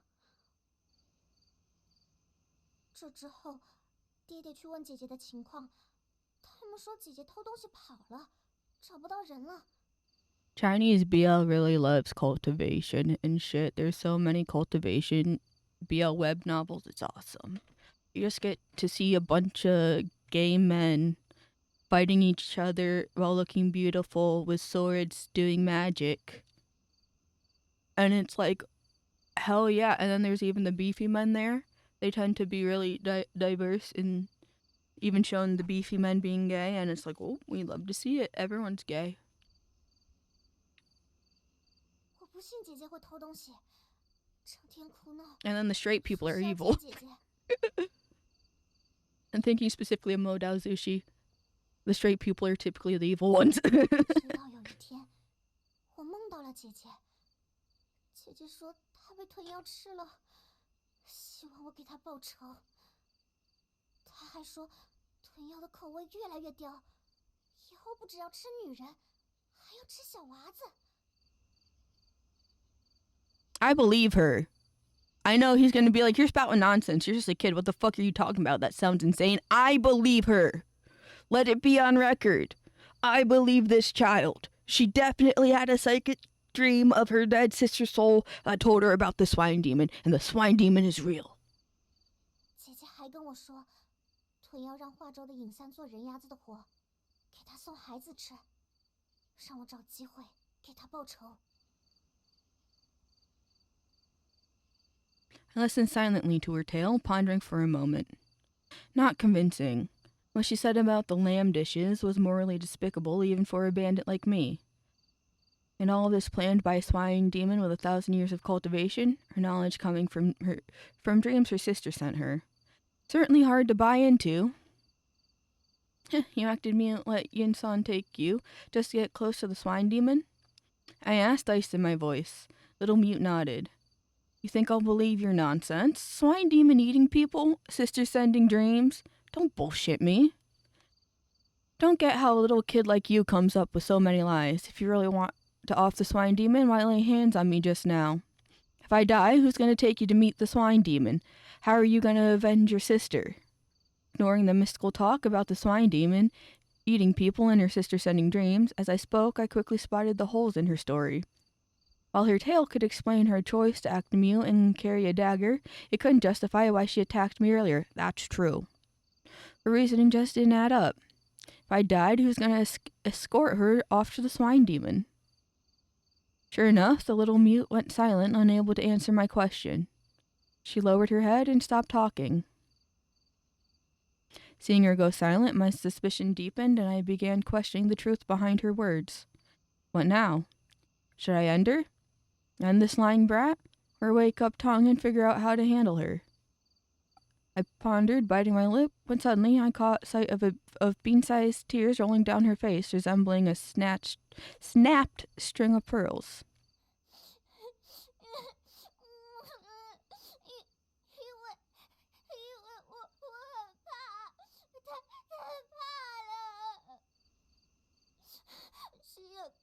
白天的时候不是说了吗？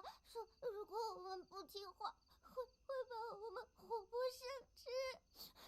我以为你们也是豚妖，越想越怕，刚刚都做梦了。Yeah, she's only 9. It makes sense. I believe her. 方才我把刀藏在巨库里，梁爷看着我结束。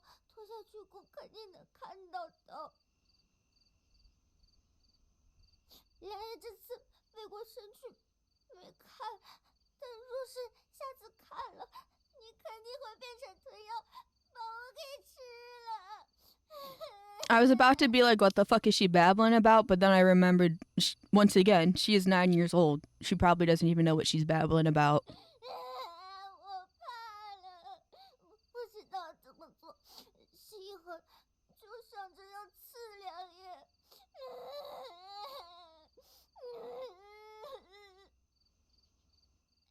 梁爷，对不起，我再也不敢。Like, she could 100% be acting here, and these are crocodile tears. But I think it's more entertaining to believe her. Oh, Mute wiped her tears, crying on and off. While crying, she kept saying sorry to me. She cried, gasping for air, body shaking. She looked really scared, asking me to forgive her. But I still wanted to see. You got it right? Since you've got a dagger, no matter what you say, I'll be suspicious. On top of that, you tried to stab me with that dagger, so I should kill you no matter what you say. I snarled quietly, seizing her dagger, lifting my hand, mimicking a move like I was about to stab her.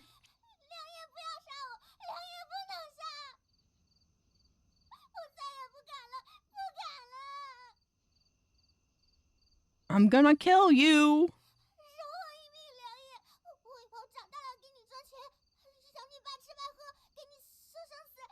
He doesn't even know what promises she's making.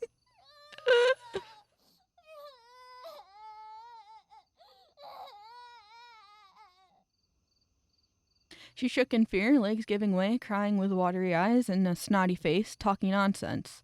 Terrified, she tried to flee, falling like a scared piglet, kicking her legs while letting out a chilling, non-stop wail. If I hadn't held her, she'd have hit the ground. The night was too dark to see clearly, but her terrified state suggests she might wet herself if pushed any further. It made sense. Seeing her like this, I felt a bit at ease. She had been too mature before, and with her smooth talk earlier, it had me on edge. Now she genuinely seemed scared, showing the age-appropriate tears. Considering her clumsy dagger move, she didn't seem skilled.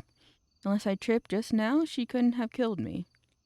After some thought, I eased up on my guard. At the same time, any thoughts of killing her vanished. Get up. I sheathed the dagger and pulled her to her feet. She glanced at me, fear lingering.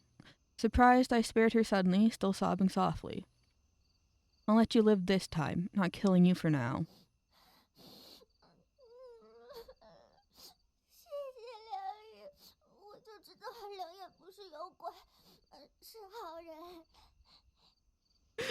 I was gonna kill you, but you reminded me of a baby seal, so I spared you.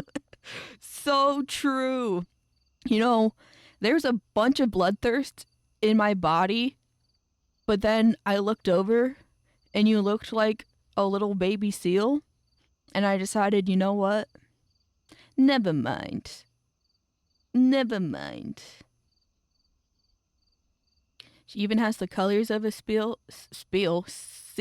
like a spotted seal. I'm no good guy. Tonight, I can't just pretend nothing happened. I went cold-faced. After my words, little Mute, who had relaxed after narrowly escaping, immediately stiffened, her expression freezing. Face away from me. I coldly commanded little Mute. She obeyed, stiffly turning her body around. I'm punishing you.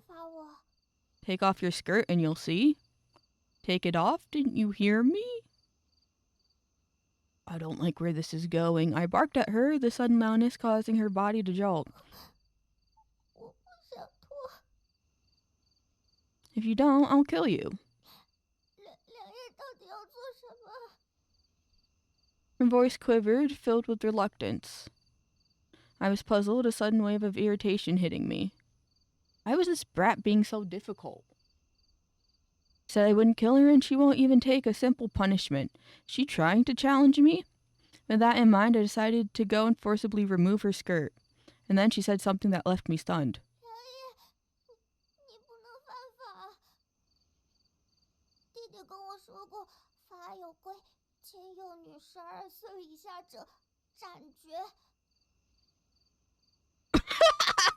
You tell him!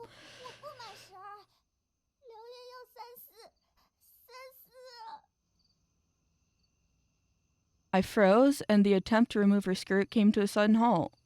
Ugh. I didn't anticipate this brat having such ideas.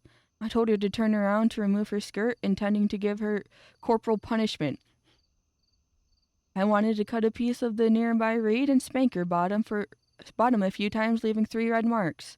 But I really didn't expect this little troublemaker thought I was after something intimate.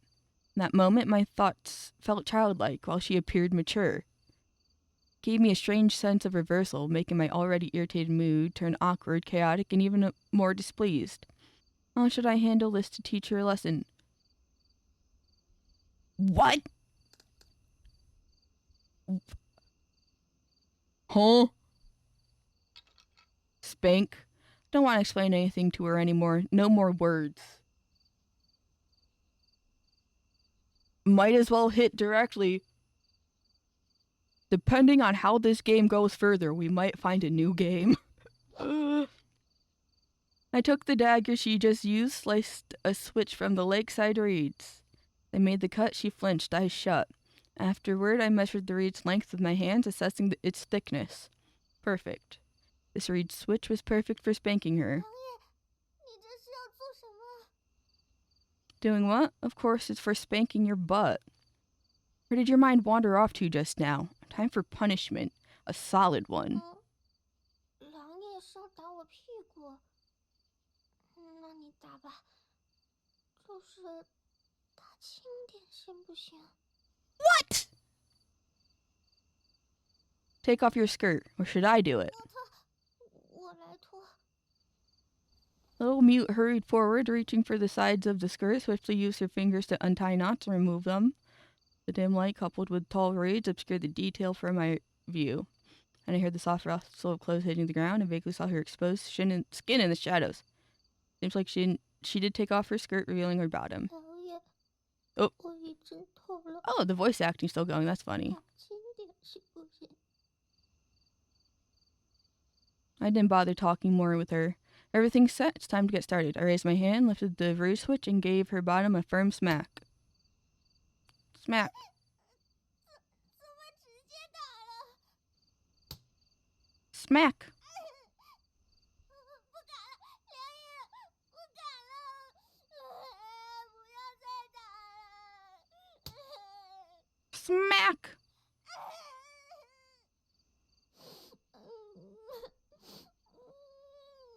好疼，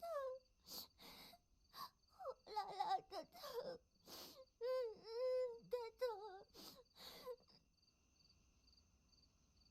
She wiped her tear-stained face, pulled up her skirt, and retied the knots, and gave her 3 strikes.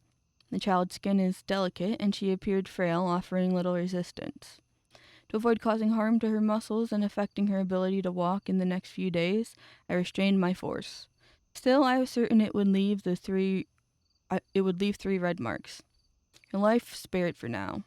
I'll keep tonight's event a secret for you. If Tongue caught wind of it, he might devour you alive.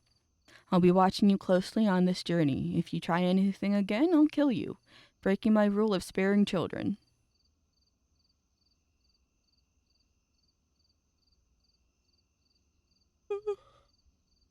On the way back, she limped, feeling the sting from the punishment. As she walked ahead, I lectured her from behind. At the same time, I asked her some questions. The more I think about it, the less you seem like a 9-year-old. How old are you exactly? 11岁，天启元年生人，属鸡。 She's a rooster. Oh, you seem small, like a 9-year-old. 我吃的少，长得矮。 Yeah, malnutrition will do that. What's your name? 满岁。 She paused for a moment and then muttered 2 words. How do you write it? 会写，只知道岁是吃的那个岁。 Your parents really work as tenant farmers? 真的，到洛阳城后，你可以去查。 What if those words are false? 若有假，我全家不得好死。 I'll check your story as we travel. No need for oaths. I hate being lied to. If you lie to me, I'll kill you and your whole family. I warned her coldly. After hearing the threat of killing her whole family, she shivered and fell silent. She might have been scared or just been worn out from the crying and yelling earlier. In either case, she walked in front of me in silence, not paying me any more heed. Moonlight stretched her shadows as she moved through the mountainous woods. From behind, she appeared slender and solitary, akin to a lone young animal. Mansui. Sui as in the wheat ear. I silently repeated her name. This name echoed with the hope of a farming family, like the wish for fields to be lush with golden wheat ears. Suddenly, a series of scenes surged into my mind. It was as if I could see a vast wheat field. The endless field bathed in sunlight, wheat ears linked together like a golden lake. A strong wind stirred, creating ripples on the lake, forming waves. Her family held her hand, running amidst these waves. She laughed and fell into the golden sea, smiling joyfully.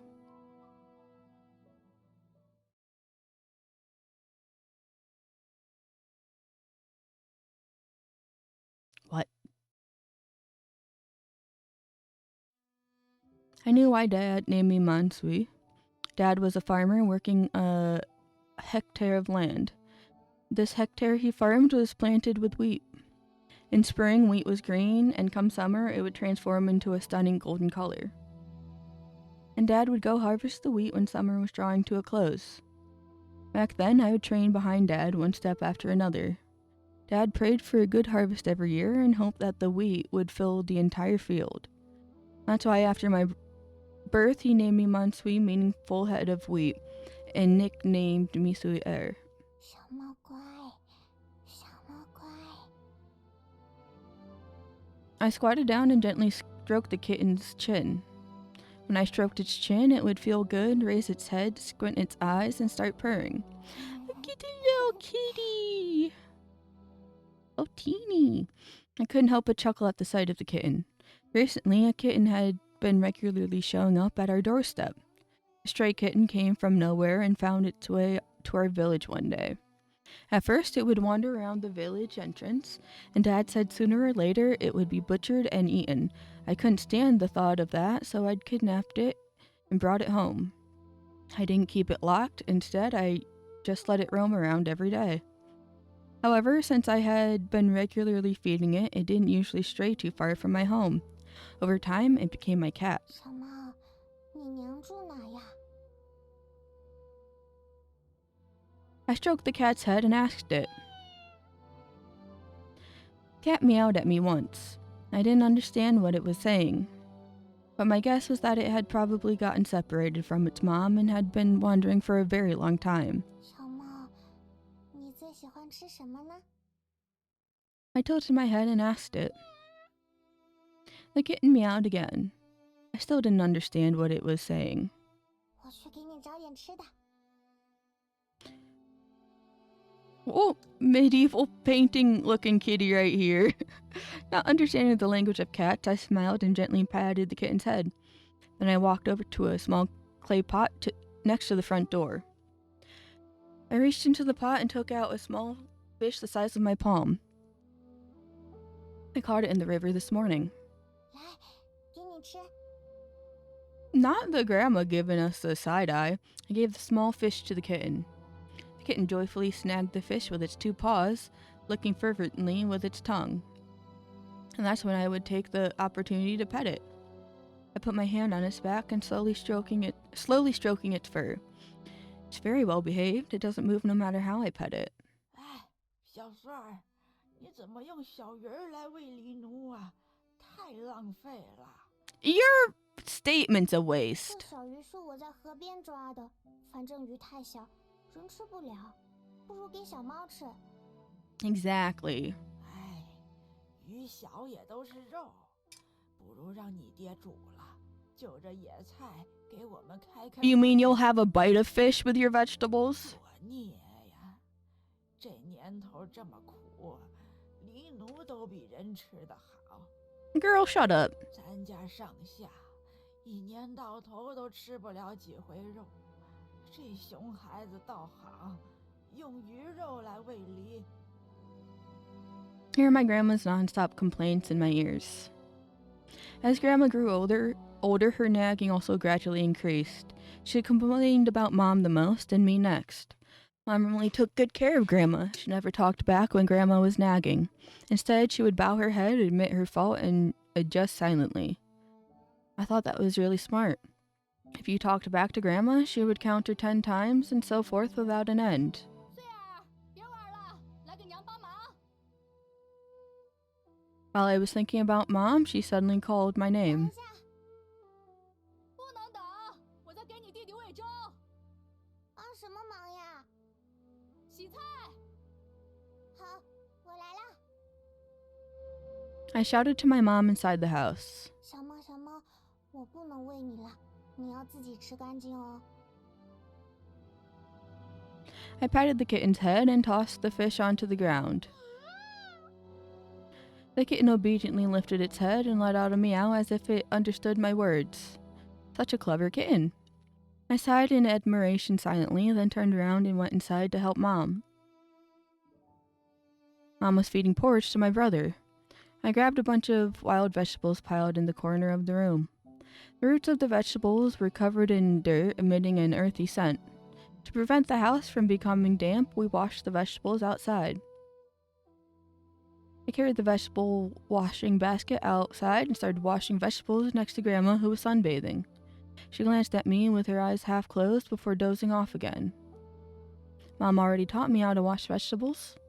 I scooped some water from the water tank and poured some into the vegetable washing basket, then tossed the wild vegetables in. After soaking the vegetables for a while to remove the dirt, I changed the water and used my hands to scrub them. I wanted to clean the vegetables well, so Mom would praise me for being responsible when she sees them later. 今天是5月初6，说来也巧，岁儿诞辰之时也是。 Oh shit, it's her birthday. 娘，姐姐几岁？8岁了，她呀，再过几年就要嫁人了。 What do you mean? 几年？怎么说也得6年。等她到了14岁，头发就可以竖起来，然后便可以嫁人了。 Shaking my head. 啊，那我几岁嫁人？胡话，你是男丁，不嫁人的。你要给家里传宗接代，以后要考功名，娶媳妇儿。 I was washing vegetables outside the house and I could hear their conversation. He's my younger brother. He was 3 years old and just learned how to talk last year. Ever since my brother was born, the most adored child in the family has become him instead of me. I felt jealous when my younger brother took away the love that used to be directed at me and the family. There were times when I really disliked him and at times when I really liked him. In the past year, I guess the liking part has been a bit more than the dislike. Suddenly, I heard a familiar voice which made me immediately stop my job and raise my head. A man was approaching from the farmland in the distance. He was dressed in burlap fabric and wearing a bamboo hat. He was tall and broad and there was always a tender smile on his face. He's my dad and my favorite family member. I ran over right away and hugged his thigh upon seeing him.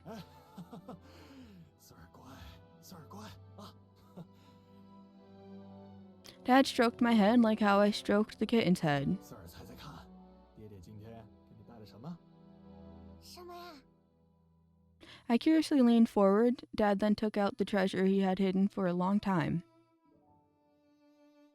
It was a dark red thing with a weird shape like a wooden ball. 爹爹，这是什么呀？听说这叫番薯，海外传来的稀罕货，吃了能长寿。你怎么弄的？花了一点钱，跟村里的人买的。Oh, he's gonna be scolded. 这2年光景不好，你还乱花钱。没事儿，偶尔吃吃呗，多下点力气，种更多的地，钱不就回来了？ Dad explained while smiling, and Mom didn't say anything more. I put my hand on the potato, which was rough on the surface. It seemed like it had to be peeled first, before eating. 爹爹，我要吃，我也要吃。 I don't think sweet potatoes need to necessarily be peeled. I told my dad I wanted to eat the sweet potato, and my brother also wriggled in my mom's arm, saying he wanted some too. 哎，什么稀罕玩意儿，我也要。 No, you're not allowed to have any. You're too bitter. You and Grandma stumbled in from outside the house, saying she wanted some. 哎，好，等会儿我就烤了它。别急别急，你们都有份啊。 Dad chuckled, stroking my head and shouting at us. I looked at my family in the house and felt blissful. I looked up towards the cloudless sky. I wanted to find a cloud that resembled me, but I couldn't. What will I be like when I grow up? Who will I marry in the future? Besides getting married, what else will I do in the future? I have no clue about any of these. I only know that I have a wish. I want to be with my family. Forever. Aww.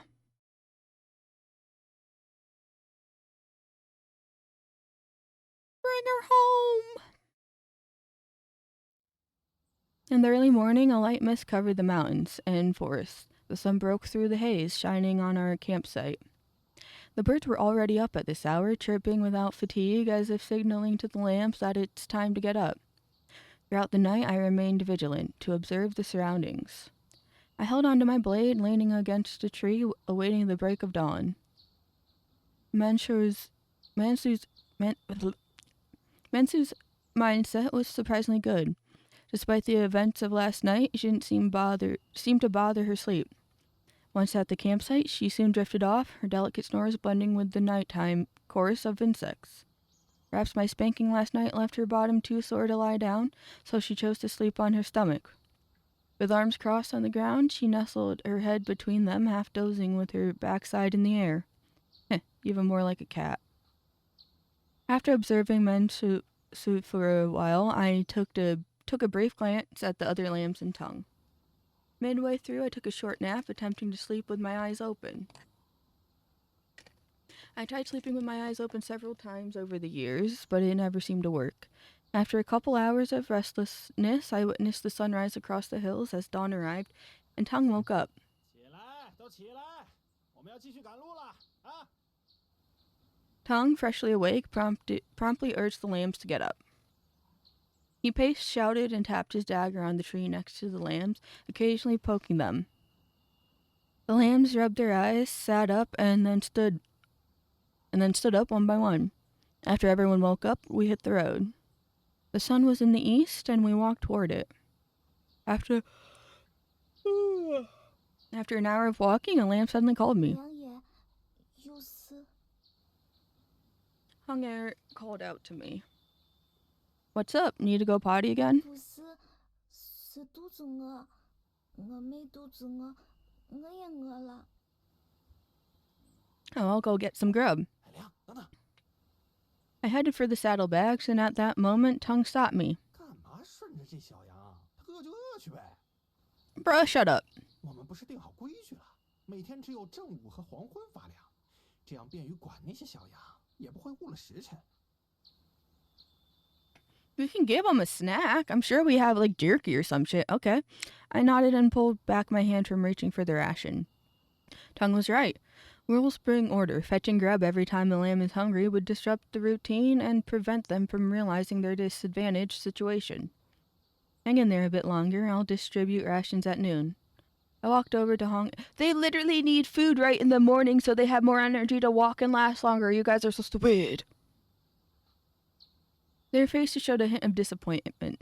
I glanced at them without saying more and continued on my way. We kept going on the mountain path, moving slowly to accommodate the lambs. Climbed up a bit and then went down another stretch. Past experience suggested we were just past Xiaohua Mountain into Mount Huashan's territory. Dense trees limited visibility. I couldn't spout Mount Huashan's peak. At noon, everyone was a bit hungry and the lambs were showing signs of fatigue. We decided to take a short break, grab some food. But right at that moment, something unexpected happened. 亮，快过来！ Tongue at the front of the line suddenly yelled. He saw something in the woods, surprised look on his face. He waved for me to come over. Is it the tiger herd? I was puzzled. I cautiously moved forward, hand on the blade at my waist. A corpse. Oh, it's a dead body. Oh, they've been dead a hot minute, too. They got a box. Some gray matter.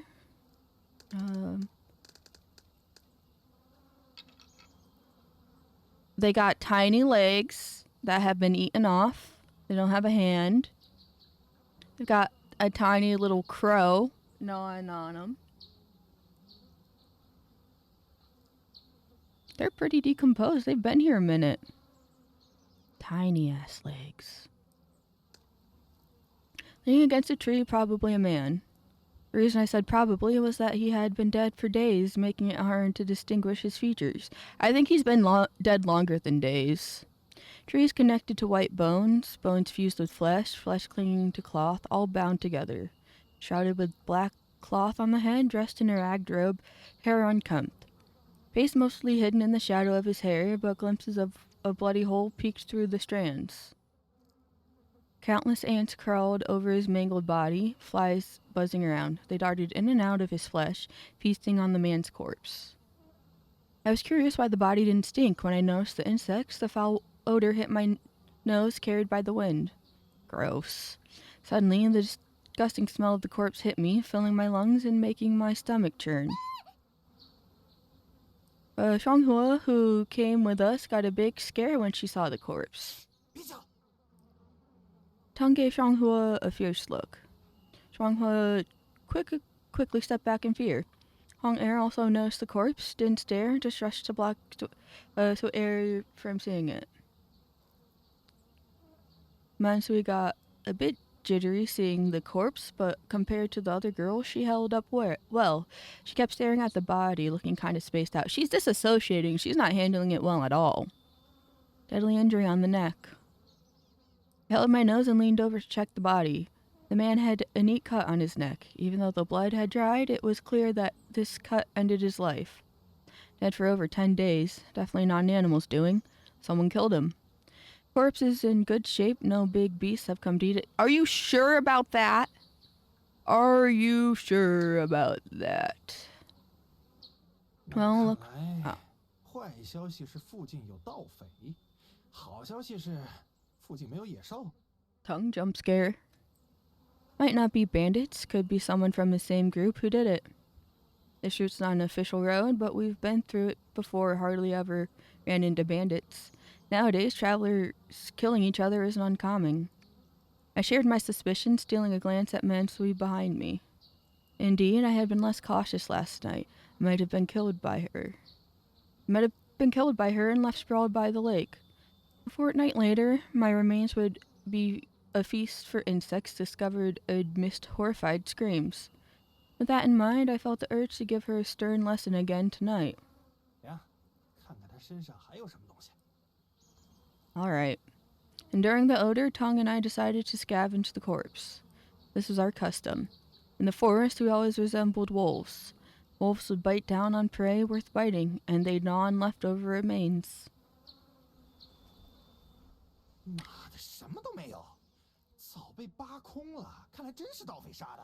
Look at the box behind him. Not empty-handed, at least found this. I presented Tong with a unique find. Despite finding nothing on the man, we came across a wooden box nearby. I'm saying, look it. The box was of a rich dark wood, the specific kind unknown to me. About 3 feet in length, it housed a donkey hide, 2 braces, and 3 differently sized brushes and knives, 4 pre-cut puppet, and a cluster of dye bottles. I knew these things. The wooden box contained items for shadow play. Used for shadow play performances. Not necessarily, maybe just had to resort to shadow play as a means of making a living. Casually told Tong, and as I spoke, I began packing up the man's wooden box, intending to stow it in our belongings.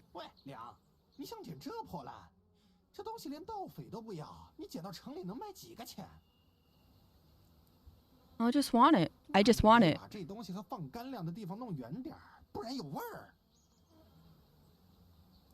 Luckily, this box was already far from the corpse. Saying that, I wedged the wooden box into a gap in the stuff on the pack horse.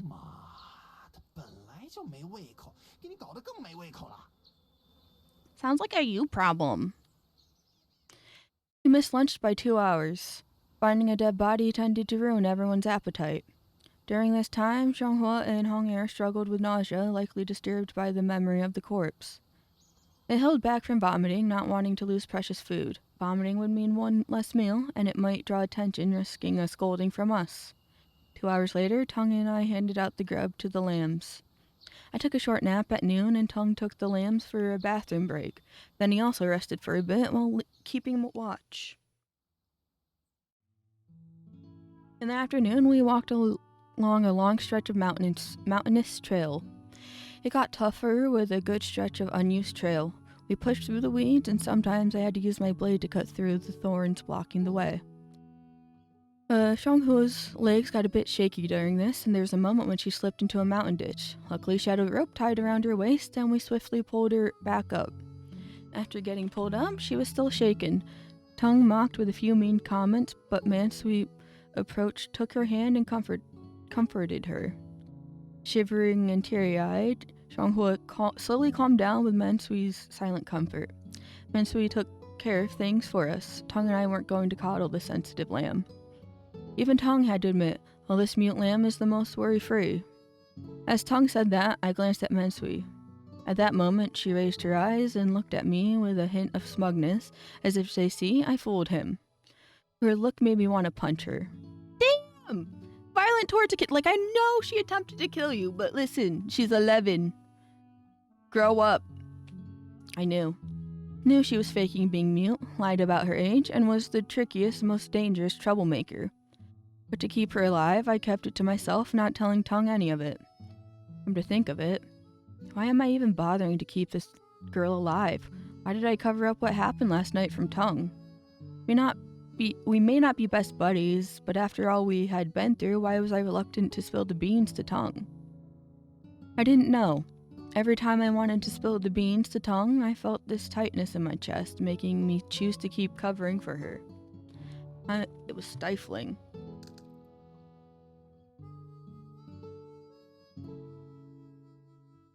At night, the lambs had another meal of rations and water.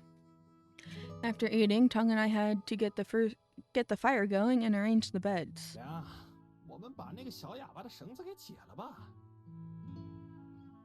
Why?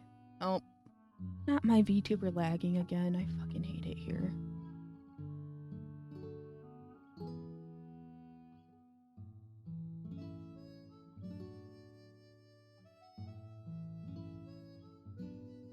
I don't think this is gonna... Is it? It didn't fix it. It's kind of laggy. And it's getting worse. I don't even know what to do about it. This just always happens.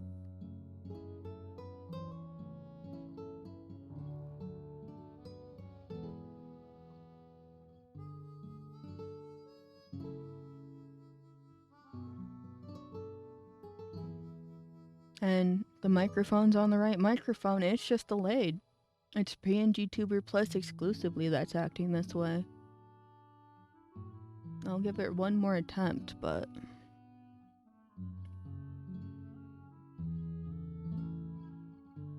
The internationally dubbed over Fawn Comics for real.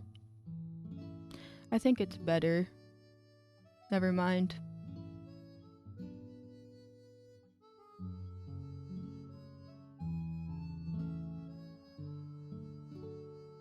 Like, there aren't even any options in this to fix any of that.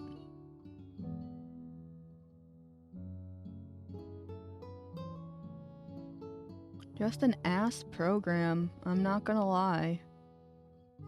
Just a really bad program.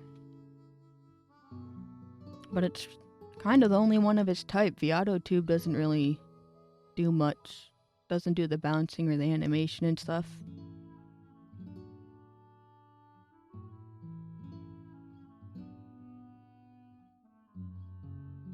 I hate it here. Why? 三儿本来就说他听话，不用绑。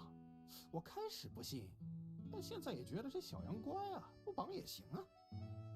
给他解了绑，可以多一个人给我们拾些树枝，让我们每天快点生火和铺床啊。 Can't trust this brat. I shot a cold look at Mansui and said to Tongue. 你什么时候比我都警惕了啊？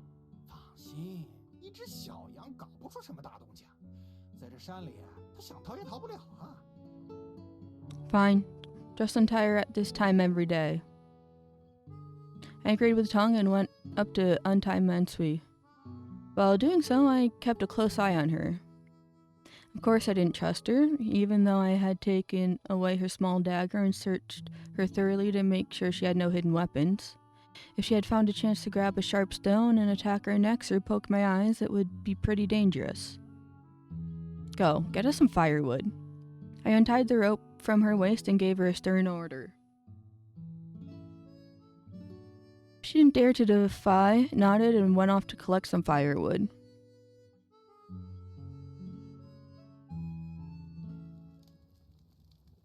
Tonight, Tong would sleep first, then it would be my turn. I got a couple of hours to spare, so I might as well make the most of it. The next few days, staring at the sleeping lambs wouldn't reveal much, so I needed to find something else to do. I took out the wooden box from my stuff and put it on the grass. It contained items for shadow play, and I went through each one.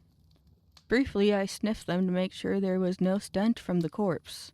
Luckily, the box had only a slight smell, and everything inside was clean. I took a deep breath and laid out the donkey hide from the box in front of the campfire. The donkey hide was thin and had been specially polished. I unfolded the donkey hide, spreading it out in front of the campfire by holding the two corners. Campfire's light, upon touching the donkey's hide, spread softly, creating a gentle glow covering its surface. Oh, I remembered. This donkey hide was called a white screen. In shadow play, performers set up a white screen with a wooden frame and lit it up with lamps. Then the performers can control the puppets behind the white screen. Now the challenge was how to use this frame. How can you support a white screen with 2 sticks? 不是这么弄的。 Just as I picked up the 2 sticks, unsure of how to set up the white screen, I heard a voice beside me. Mansui spoke to me in a hushed tone. I glanced at her and took a quick look at the others around. Tung had his head tilted back, eyes shut, and the rest of the kids were scattered on the ground like a tipped-over basket of radishes. They were all asleep with steady breathing. No wonder she dared to speak up. Know how to do it? I asked Mansui. She nodded, ready to come over and help. However, as she took the first step, the rope wasn't long enough. She looked at the rope around her waist, then glanced at me with a pleading look. She looked at me and I looked back at her. He looked at me, and I looked at him. And he looked at me, and I looked at him. Okay, I'll undo it for you. Don't try anything. I walked over and untied the rope around her waist from behind. They're still asleep. Let's not wake them up. We'll find another spot, carry the stuff there, and light a new fire to figure this out. Glanced at the sleeping group and whispered the plan to Mansui. She nodded in agreement. I took the box and went with Mansui to a different cliff 50 paces away. Had a good view of the camp while being well concealed itself. I told Mansui to gather some fresh wood and I went back to the campfire for a flame. I got some burning wood from the campfire and went back to the cliff. I threw the flame onto the new wood pile. Mansui and I watched as the new fire slowly lit up, brightening the cliff's surroundings. How did you learn to do this? 爷爷就是弄影子戏的，爹爹也学过，也教过我。一次，家里的粮快吃完了要换钱，爹爹带着我去隔壁的村里演过戏，还赚了不少利。How much do you know? 基本都会一点。 Mansui told me, taking the frame and white screen from my hands. She threaded the frame through the small hole next to the white screen. Her wrists thinner than the frame, weaving back and forth, slowly fitting the frame onto the white screen. 梁叶，支架不够高，少了2根，得找些树枝和绑树枝的细绳。 She got stuck halfway, seemingly facing a problem. You go find 可 some. 我不知道细绳在哪。 All right, I'll go. I got up and went to fetch what she needed. I went back to camp, grabbed 2 thin ropes from our equipment, picked up some branches. Returned to the cliff where Mansui and I were, I handed her the items. She started tying the support frame and small branches with the ropes, then threaded the small branches to the white screen. In no time, she had set up the white screen in front of the campfire. 梁叶，为什么要把白幕搭起来？ After finishing the setup, Mansui curiously asked me, "Just bored?" I replied casually, 良夜想让我教你影子戏吗？ "Sure, teach me if you know. I'm bored anyway." 好呀，我也正想帮到良夜。之前惹了你生气，正好想做些什么来赔罪。 Mansui continued, checking the white screen, smiling as she spoke. The rat knew how to talk. However, she didn't simply piss me off, she wanted me dead. I kept that in mind. 良夜，白幕搭好了，可是还少一些东西， What's missing? 少了乐器。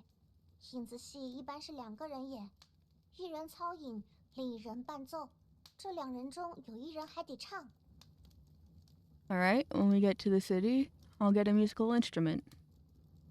For now, see if you can handle the shadows and give me a little show. 没有伴奏唱不出来，而且我也不会唱。 Didn't you say you knew all the basics? 我就是不会唱啊，词儿我倒是记得，但肯定唱不好。以前的时候都是爹爹在唱，我要么操影，要么奏锣鼓。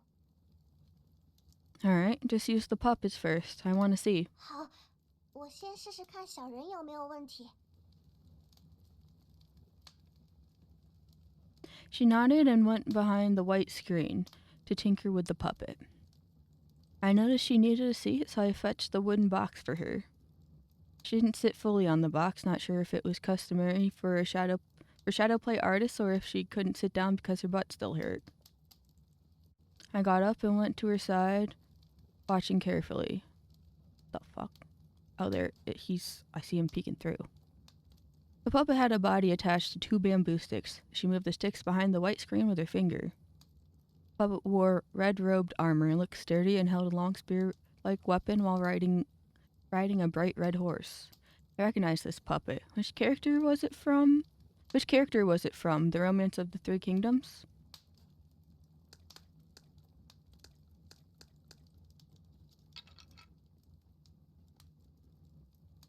Oh, I got an achievement for that. Well versed in the Three Kingdoms.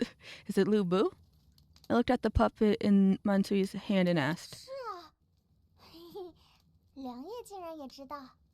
I just guessed because the bright red armor, I'm pretty sure, is associated with Lu Bu. 你看，木箱里还有3个小人呢。刘玄德、关云长、张翼德，还有吕奉先，这些都是表演3英战吕布用的小人。 Mansui pointed at the other 3 puppets. After she said that, I managed to recognize all the puppets. The black-faced one with a spear is Zhang Fei. The red-faced one with a broadsword is Guan Yu. The yellow-faced one with 2 swords is Liu Bei. The one Mansui was holding, riding a red horse and wielding a halberd, was the invincible Lu Bu. This girl knew quite a lot. She even figured out that these are puppets for the performance of the 3 heroes battle Lu Bu, but the 3 heroes battled Lu Bu before I did. Why does only Lu Bu have a horse in shadow play? 不知道，可能这样会显得吕奉先厉害一些。 The puppets aren't well made. If I made them, I'd give all of them horses. 我可以教良夜做，但是木箱里没材料了。 I opened the wooden box and saw that the dye bottles inside had dried up. We might need to add water to use them. Even if we had dye, there were no spare materials to make significant changes to the puppets. Perhaps the dye in this box was originally meant for touch-ups, and the carving knife had become useless due to the lack of materials. As I thought about it, how did that body really end up dead today? Did he venture into Mount Huashan alone? Or with others? Was he one of the shadow puppet performers? And were there more people with him? Could he have escaped from a theater group only to be chased down and killed? Numerous questions and speculations raced through my mind. However, there wasn't enough information at the scene for me to form a clear judgment. I might never uncover the true story. Alright, never mind. Didn't want to think about it too much. Time was short, so I had Mansui perform for me first. I just remembered. Sorry, this is totally out of the blue and from nowhere. Did you guys hear they're putting Final Fantasy XIV on Switch too? I just saw that today. It said Yoshi P aiming to put Final Fantasy 14 on Switch 2. It's fucking funny. I'm sorry. Like, I know they have a mobile version, but I'm pretty sure that's an entirely separate version. It's like rebuilt from the ground up. But I think they're doing like a Switch port like they're doing with like PlayStations. That's fucking funny. POV, you're playing Final Fantasy 14 on your Switch 2. I think people get it to work on their Steam Deck, I think, which is probably why they're like, oh, people are doing it on their Steam Deck, might as well port it to Switch, and then we'll get more money. And it's also a bonus for Nintendo, just like it's a bonus for PlayStation, where you have to... Well, I don't think you need PlayStation Pro for Final Fantasy 14 because it's inherently online. Like, I never had the PlayStation subscription until, like, recently. So, I'm pretty sure you don't need it for Final Fantasy 14, but you do need it for a lot of online games. Where Switch 2, I think you need the online. You'd probably need the online for it, which is funny. Time was short, so I had Mansui perform for me first. You perform. I heard Mansui. 好，那良夜坐到白幕前吧。 Mansui said to me. I nodded, stood up, and went to sit in front of the white screen. Sitting down, I looked up at the white screen. Mansui still sat on the wooden box I had just moved, positioned behind the white screen in the center. She wiggled her fingers behind the screen. The puppet of Zhang Fei appeared first. Puppet shook a couple times, wielding the serpent spear in its hand. To my surprise, not long after Mansui took a deep breath and softly began to sing.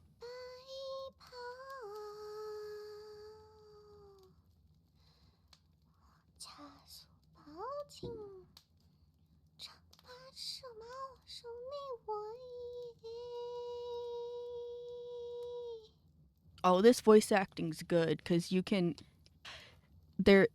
She sounds nervous and shaky, like she's not confident in herself. That's good. Oh, that's peak.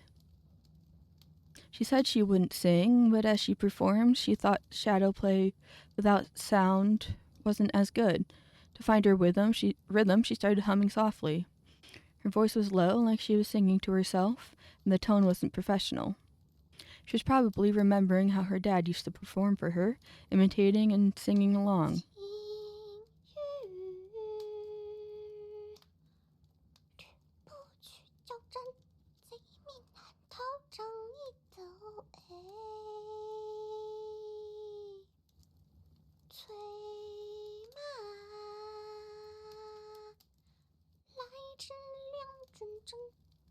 将马贼人来交锋嘞。 And so he kept singing in a hushed tone while Zhang Fei brandished his serpent spear, shouting on the battlefield, ready for the imminent appearance of Lu Bu. The puppet shadow swayed behind the blurred white screen, seemingly alive. The serpent spear twirled, and a bright beam erupted from its tip, dazzling my eyes.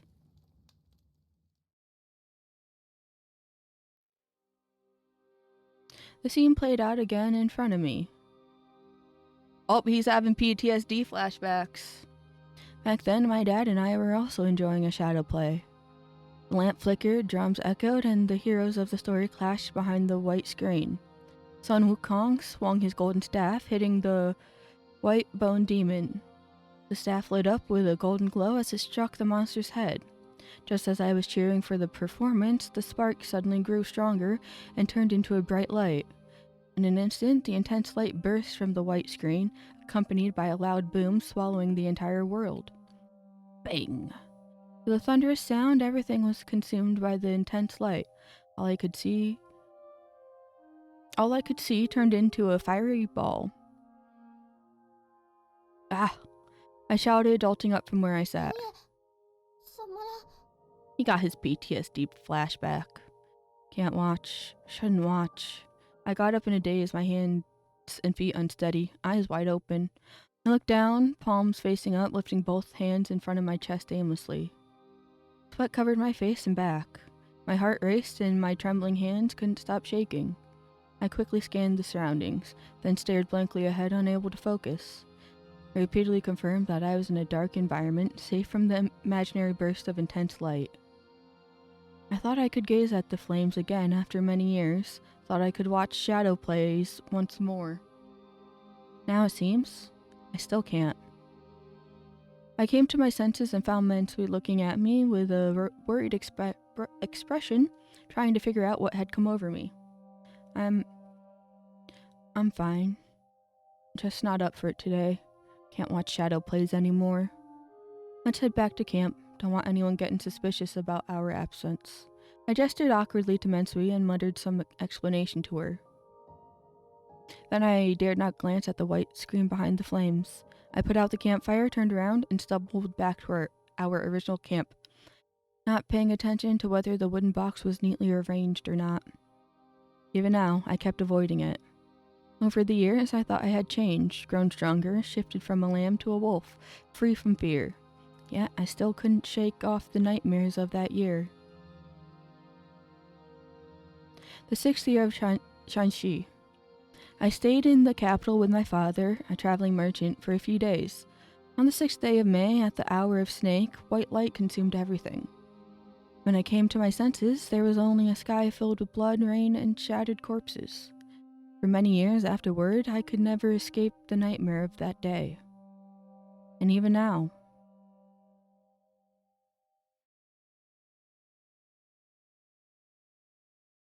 We on chapter 5. The 6th year of Shanxi. The capital. A sudden white light engulfed everything in sight.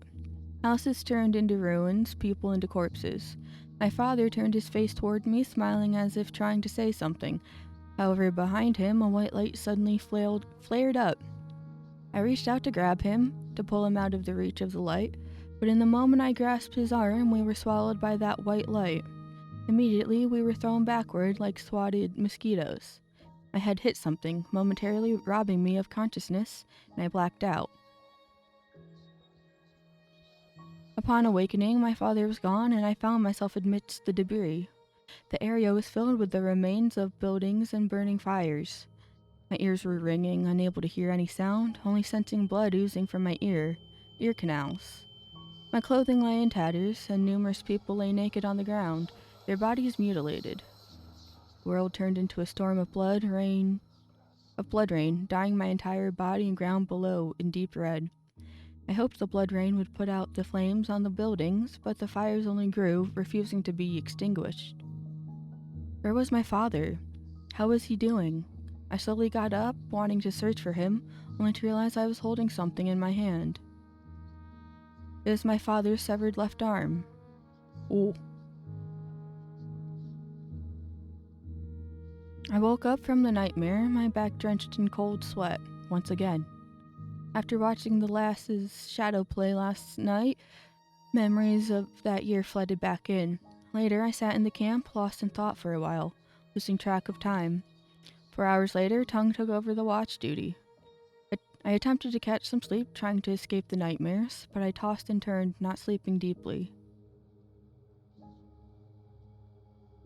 For the next 2 days, I was lost in my thoughts.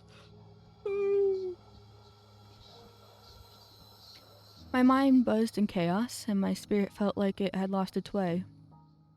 I unlocked, ate, and slept in silence. I didn't continue studying shadow play with Mansui. That day, she packed up and took everything back to the pack horse.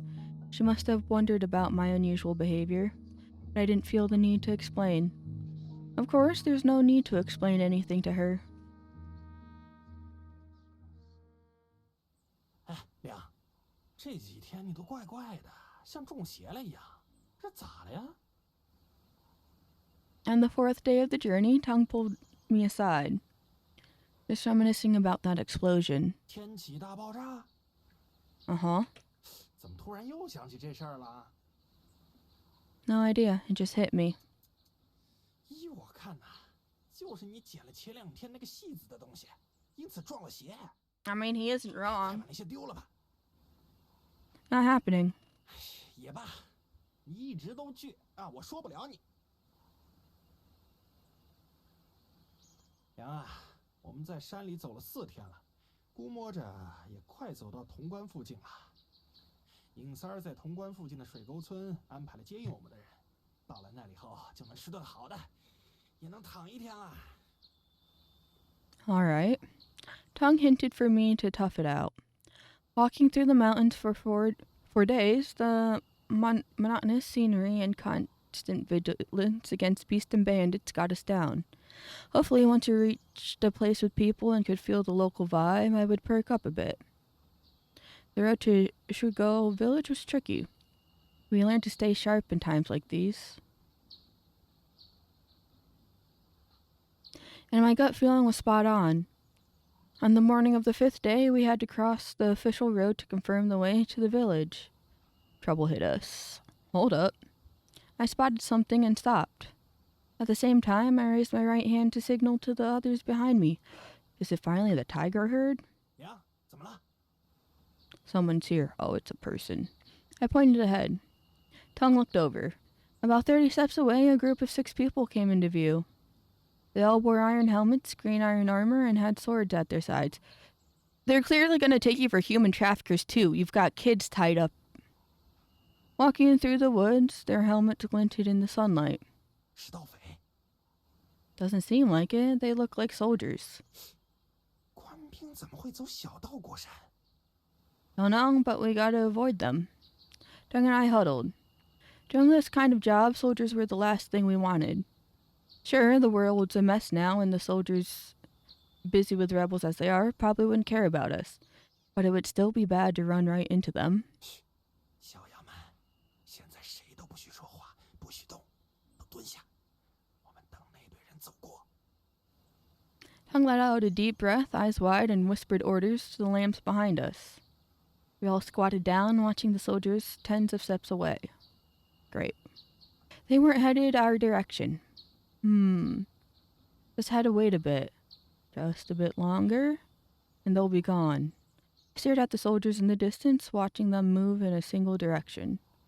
Their leader disappeared from view, followed by the others, getting farther away.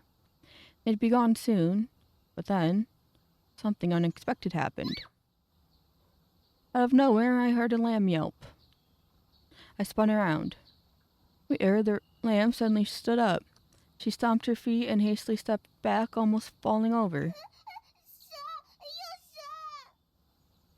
She pointed to a patch of grass ahead of her, face pale with fear, tears welling up. Other lambs, hearing her, quickly fled from the spot she indicated. Suddenly, the silent woods echoed with lamb cries, screams, and frantic footsteps, turning into chaos. 妈的！ Tongue cursed and hurried to Queer's, trying to cover her mount. But it was too late. The soldiers spotted us. They changed direction and came towards us. 何人在此？ The leader yelled from a distance. All 6 soldiers stopped. They pulled out their swords, ready to fight, facing our direction. What now? I asked Tongue. He usually knew what to do in situations like this. 妈的，这油棚的死小羊，早不叫晚不叫，偏偏这时候叫。呀，我先去稳住他们，你快把小羊们的绳子给解了，免得他们起义。 Tongue said to me, and I nodded. Yes, we needed to untie the lambs first. When the soldiers got closer and saw the ropes around the lambs' waists, they'd surely figure out we were traffickers. 关老爷，稍安勿躁，稍安勿躁啊！刚刚是我们的女娃在喊。 Tongue walked towards the front of the line, about 10 steps away from us, yelling to the soldiers as he went. 你们是谁？良民。哪儿来的良民？做什么的？华州来的，我们是走商的，要去洛阳。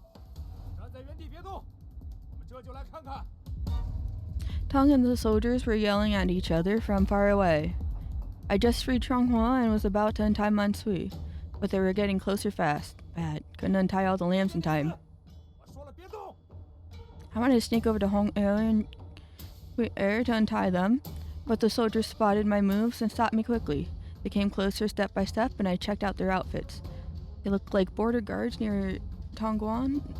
Not too tidy, but with all the same gear, even the same swords.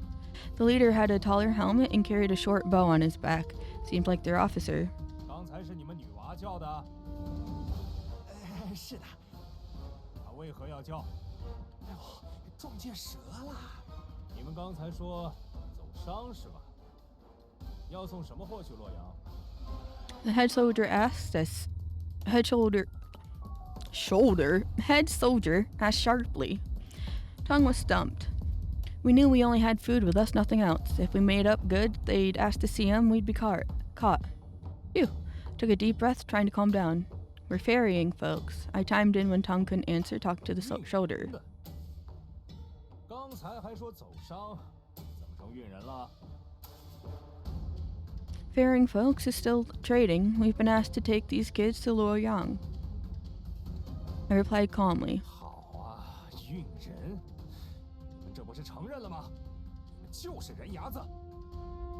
No, it's the kids' parents who asked us to do it. 那你们为什么不走官道？ Didn't you avoid it? I calmly replied to the soldier and ended with a jab. It did seem a bit odd. Usually soldiers like them would stick to the main road. Why didn't they take the main road out of Tongguan? Could it be they had something to hide? Could it be they were deserters? 梁，你怎么跟关老爷说话的？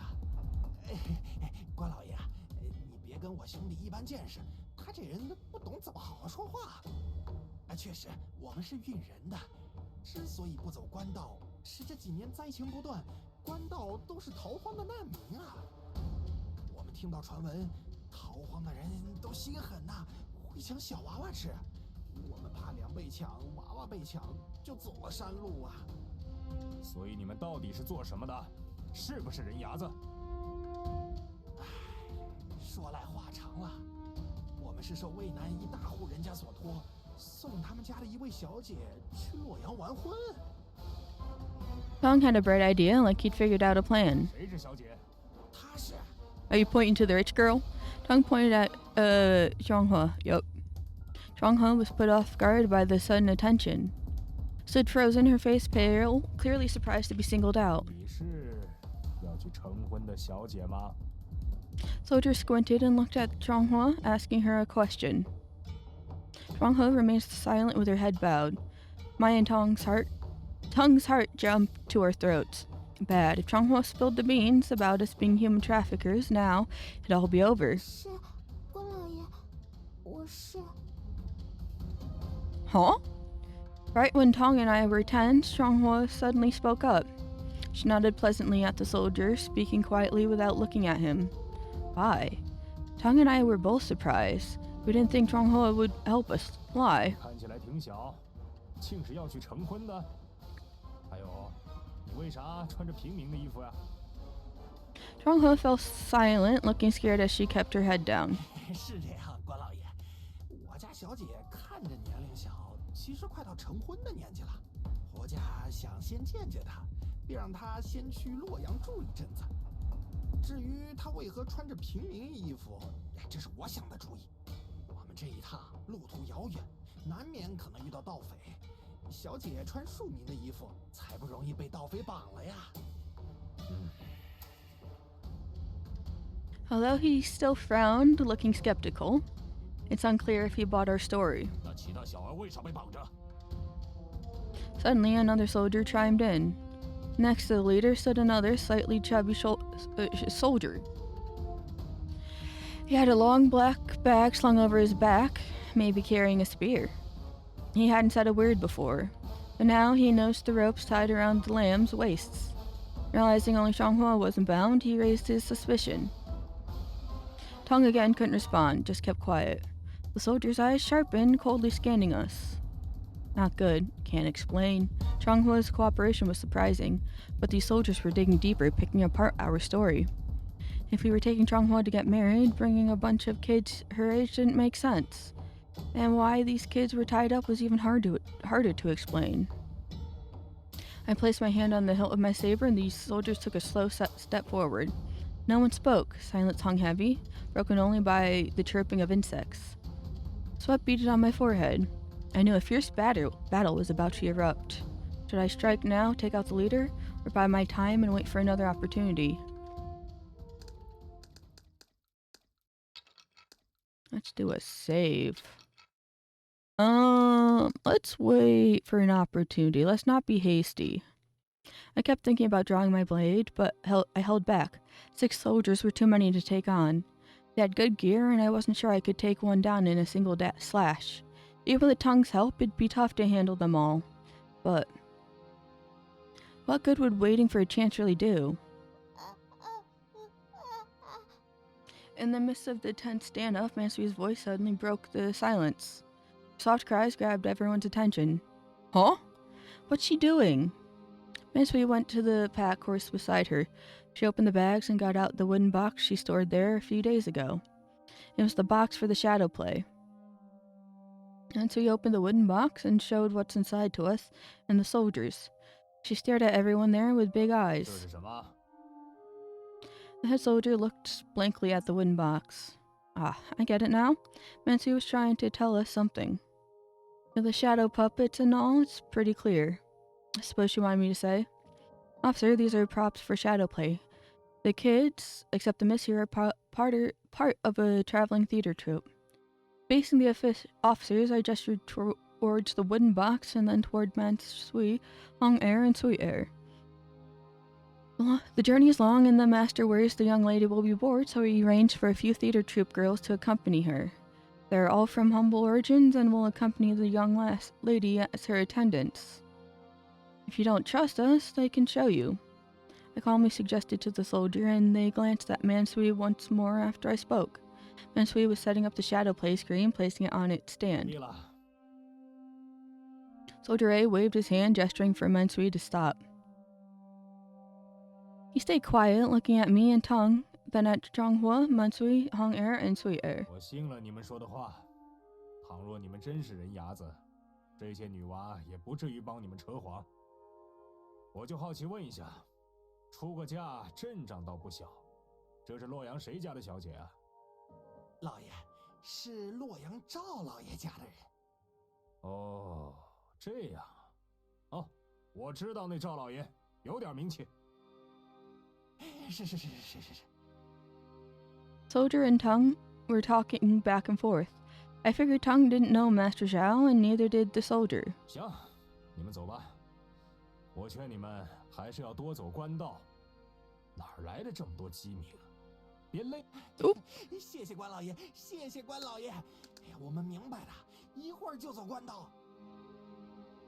Tongue bowed deeply, showing his gratitude. Thanks, officer. I also thanked the officers, and then they turned around to leave. Finally, the tension in my chest eased. 还有个事。 Suddenly, he stopped walking and turned back around. Tongue and I immediately became alert again. What's he up to now? 想起来了，刚才你们翻行李的时候，我看到有不少粮，这里离潼关不远了。你们不用担心余粮啊，我们赶着去剿匪，暂借你们一些粮。 行，关老爷随便拿，不用借了，直接给你们就好了吧。 Tongue fawned as the soldiers started grabbing rations from our pack horse. After they took most of it, they finally got ready to leave. Not them robbing us. 该死的王八兵，真是喂不饱的狗啊！花这么多钱买的干粮，都被他们抢了一大半。 Half an hour after the soldiers cleared off, we pressed on and finally, Tongue found the nerve to let loose his tongue. 不对，我想起来了，都是这死崽子害的。要不是这死崽子，王八兵也不至于找上来。死崽子，害我们差点丢了性命！我剁了你！ Tongue suddenly remembered Su'er's yelling that brought those soldiers to us. Tongue drew his knife and approached Su'er, ready to strike her down.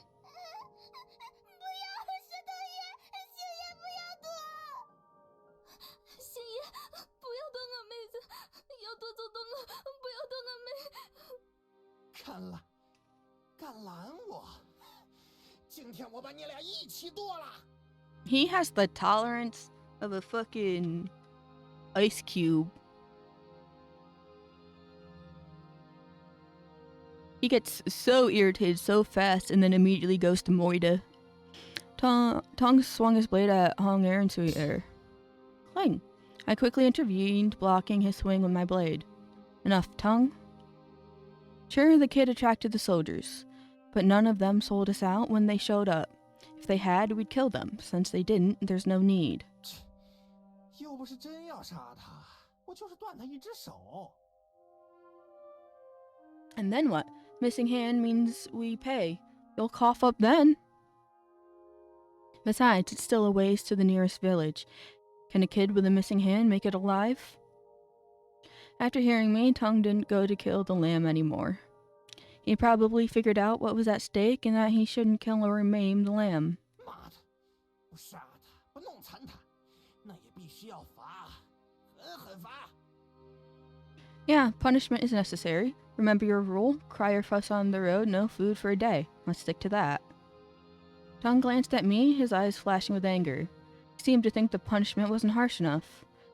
But it was the littlest lamb who caused the trouble. If I hit her like I did with Mansui yesterday, especially if Tongue joined in, things get out of hand.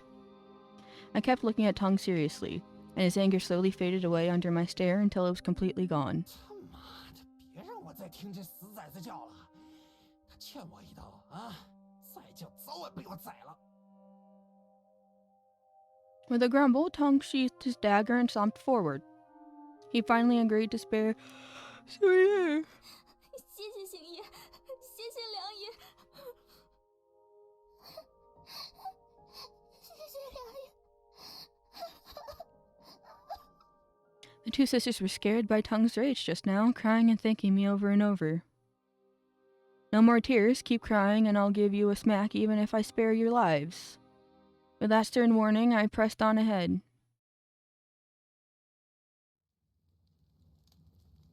We got to the main road just before night. Tongue and I checked the signs, guessed how far Shigugo village was, then crossed the road and kept going toward the village. We camped by a stream nearby. At dinner, Tongue did as he said, didn't give any food to Sweet Air, and even spat in her direction as she lay there. Sweet Air watched us eating dry rations, almost crying with hunger. Thinking about how she almost got us into trouble today, tears streamed down her face. Trying not to cry out loud, she wiped her eyes silently with her hands. Saw Mansui quickly take a piece of her own dry ration and give it to Sweet Air. I also saw Hong Air do the same thing. Sweet Air ate it quietly when Tongue wasn't paying attention.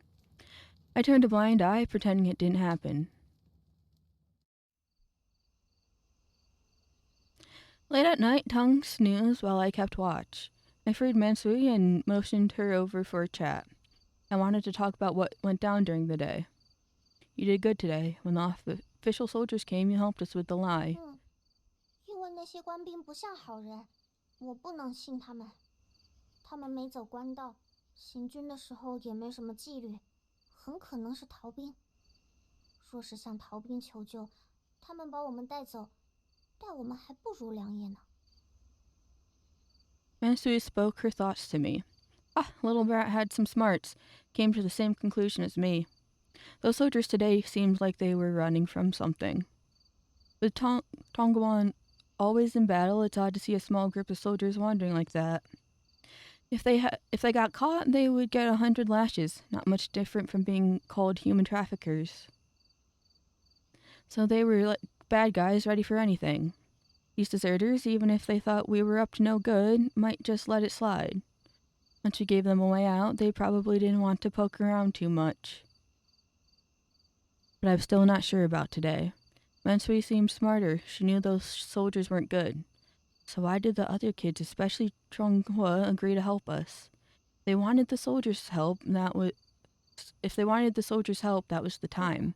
良爷，有件事想和你说一下。 Just as I was wondering, Mansui spoke. What's up? 除了星爷外，大概都知道我不是哑巴了。那些官兵来的时候，我给琼华说过话，红儿和翠儿也听见了。 Oh, I get it now. It hit me all of a sudden. While Tongue was busy chatting with the soldiers, I was totally focused on him. I didn't catch Mansui whispering to the other kids. But it made sense. She was probably telling them, keep quiet, don't spill the beans about us being human traffickers, because these soldiers aren't the friendly type. You did good this time, lass. Seems like you deserve most of the credit for dodging those soldiers. I chuckled a bit, praising Mansui. 我也是觉得梁叶信得过，才这么干的嘛。对了，梁叶，今天还想学影子戏吗？ Not interested anymore. 为什么呀？梁叶之前是为什么那样啊？ Mind your business. Just don't feel like it anymore. I replied coldly to Mansui and then decided to head back to sleep. This girl, she's sharp and wise beyond her years, not like most kids her age. She's just as I imagined her from the start. She's like a cat. Meow. Desolate village.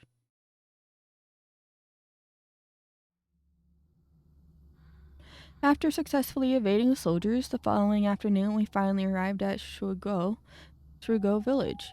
Upon hearing the name Shugo, meaning water ditch, I thought there would be a water ditch running through the entire village.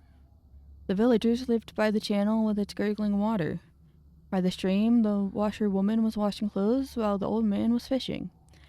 However, upon reaching the village, we realized there was no stream in sight. The ground had long dried up, cracked by the scorching sun, the cracks forming a tangled web from afar resembling the wrinkles at the corners of an old man's eyes. At times, the locusts would leap among the crevices, while at other times they would flap their wings and skim the ground. With no water in the village and the crops already dead, there were scarcely any locusts remaining, only a few scattered ones left. Yet I could picture that just a short while ago, the locusts blanketed this area, sweeping through the village, devouring all the crops amidst the cries of the farmers. Speaking of locusts, did you know America had their own locusts, and for like a while there would be these sporadic giant locust swarms that would just create devastation. They would like tear down and eat houses and completely destroy the fucking buildings and plant life and shit, but then they just suddenly stop showing up and no one knows why. Here's some food for thought. Yeah, I could picture that just a short while ago, the locusts blanketed this area, sweeping through the village, devouring all the crops amidst the cries of the farmers. After arriving at the Shugo village, we traversed a few households, yet encountered no signs of human presence. How do we find Yunsan's men? 他让我们去找村里的刘永福，得找人问一问，这人在哪儿？ The villagers here? They've probably fled already. I'm not sure how many households are still here. I remarked as I led the pack horse and observed the dilapidated village. Yeah, it looks like no one fucking lives here. Soldiers took all your food, and you wouldn't have to worry about food, only for the next village you come to be famine-ridden. There's nobody on the streets. It was completely empty. It seemed like there was a severe famine here as well. Despite being near the Central Plains, this place wasn't much better off than northern Shan. Since the new emperor took the throne, there had been successive disasters in the past few years. The first year, droughts plagued northern Shan, leaving the wheat fields completely desolate. People fled in search of food, famine was widespread, and starved corpses lay strewn across the countryside. After a few years, despite the common people's hope that the years of disasters were over, more regions were afflicted by droughts, and there were even new locust plagues. In larger towns like Huazhou, Shanzhou, and Luoyang, the things were somewhat better. They still had reserves from previous years, enough to last for a while. In these cities, although there were refugees and corpses scattered along the roadsides, the majority of city dwellers still had food to eat. However, these small villages with scant reserves would face complete ruin in the wake of consecutive years of calamities. Amidst the famine-stricken small villages, those deprived of food either resigned themselves to death in the village or fled eastward in search of relief. Shugo village was likely one among the hundreds of villages afflicted by disaster. The villagers here either died of starvation or fled, leaving few behind. 娘，来这儿看看。 Just as I was lost in thought, Tong called out to me abruptly. He stood at the doorway of the first house at the village entrance, as if he had witnessed something terrifying, frozen in place and reluctant to enter. What? With curiosity, I approached the house. What could it be that would scare Tong like this? A smell of rotting flesh blended with strong tang of blood. The constant drone of flies swirling and buzzing noisily. The space likely served as a butchery for animals. A wooden slab occupied the center of the room, its surface marred by dried black blood that seeped onto the ground below and congealed. Near the wooden board, heaps of bones lay, buzzing with flies, while maggots squirmed nearby. Some bones were bloody, others boiled. They looked like pig bones at first, but examining closely sent a shiver down my spine. Damn it. These were clearly human bones. Something's off about this village. I glared at the human bones on the ground and said to Tongue, 肾不 Tongue, 正常， yeah, 脑 something's 袋 off. 开始吃人了，可能现在都死完了。怪事儿，这里这么多骨头，怎么没一个是头啊？ Maybe they were put on pikes as a trophy. Not strange. Likely they buried the heads. Even when starving, folks don't fancy munching on heads. 这有什么说法？ Heads don't have much meat and they're a hassle to eat. Plus, they say chowing down on heads can make you sick. 啊，我还以为是因为别的原因。 Other reason? 我以为吃人的害怕被吃的突然动起来，反咬一口。 Tongue joked, but I couldn't laugh. I inspected the bones carefully. No skulls, mostly arms, legs, or smashed torsos. Some parts looked gnawed by maggots, maybe innards. Even with all the blood and death I'd seen, I still felt sick. The walls, covered in blood, emitted an overpowering stench. Hold on. Something's off. These bones on the ground, they looked kind of small. Looking closer, they were all the bones of little ones, not big ones. Even the larger ones, they seemed like women's, none from men. Could it be? Not good. Shiver ran down my spine as I realized something was wrong, quickly getting up and heading out the door. 有啊！ Oh, we got a town of pedophiles? As I rushed out, a voice called from the distance. From a nearby house stepped out a villager. Scrawny, wearing torn clothes, somewhere in his 40s. This guy looked rough, eyes dark with green gleam. This guy looked tough, eyes dark with a green gleam, like a wild animal. This bitch, humans don't got eye reflection. This bitch got eye reflection. This is not a people. This is not a people. Sure enough, the village wasn't quite dead yet. This village just started cannibalizing. From the bones left on the ground, they began with lambs and even ate some ewes. Her lambs are in danger. 快看，走外来人了，他们牵着马，还带了几个我。 Oh, they even eaten the horses. 吃！ One villager shouted and another burst out from a different house. Soon after, I saw 4 or 5 villagers coming out from nearby houses. Their eyes glowed green, bodies wobbling as they rushed toward the pack horses and lambs. Rongho next to me went pale with fear, and Hong'er and Sui'er tried to run back. But they were tied up and couldn't escape. To them, these hungry villagers looked like scary monsters.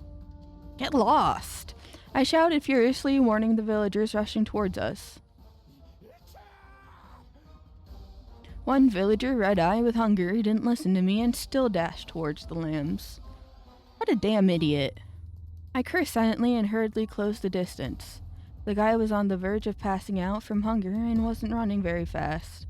I quickly caught up. Instead of stabbing, I lifted my foot and kicked him hard. But he'd been starving for days, barely able to walk straight. Light as a feather, one kick sent him flying nearly 10 steps. The crazy hunger guy tumbled on the ground, rolling over 3 times. After falling to the ground, he lay twisted on the ground, bones likely broken. He coughed blood, then stared wide-eyed at the sky, gasping like a dying fish. Bruh, what the fuck? How hard did you kick him, and what did he land on to die like that? My kick might have ended up being fatal. But hey, he wanted to eat our lambs. He probably ate his own already. If I took his life, he had it coming. Back off! I got a sword. Whoever tries to snatch, I'll kill. I shouted at the approaching villagers, keeping the lamb safe behind me. And I pulled out my sword, pointing it at them. The sunlight glinted off the blade, making these villagers step back in fear. 妈的，哪儿来的一群野猴子，敢对我们下手？杀了那么多人，杀你们轻而易举，敢抢我们的人，一会儿我们几十个兄弟们下山把这村子给屠了。 Tong whipped out his blade too, adding to our show of force. Smart move, acting like bandits and threatening backup. Normally, we wouldn't dare. Even the toughest bandits wouldn't dare raid a village without lots of men. But now, they were weak from hunger, probably not thinking straight. And it's a bad year. This village was too far for any official soldiers to reach, so no worry about them warning the nearby towns. Not him holding a bowl.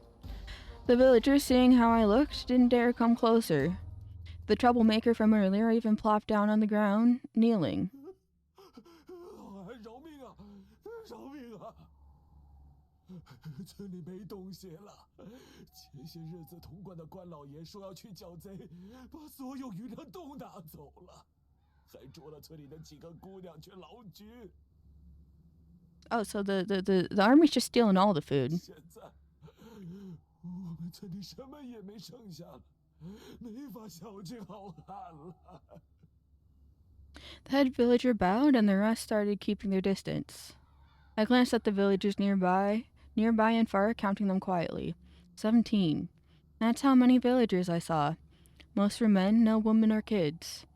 They said the women were taken by the official soldiers, and the women and kids who weren't taken were probably eaten by them. Didn't know if there were more villagers alive.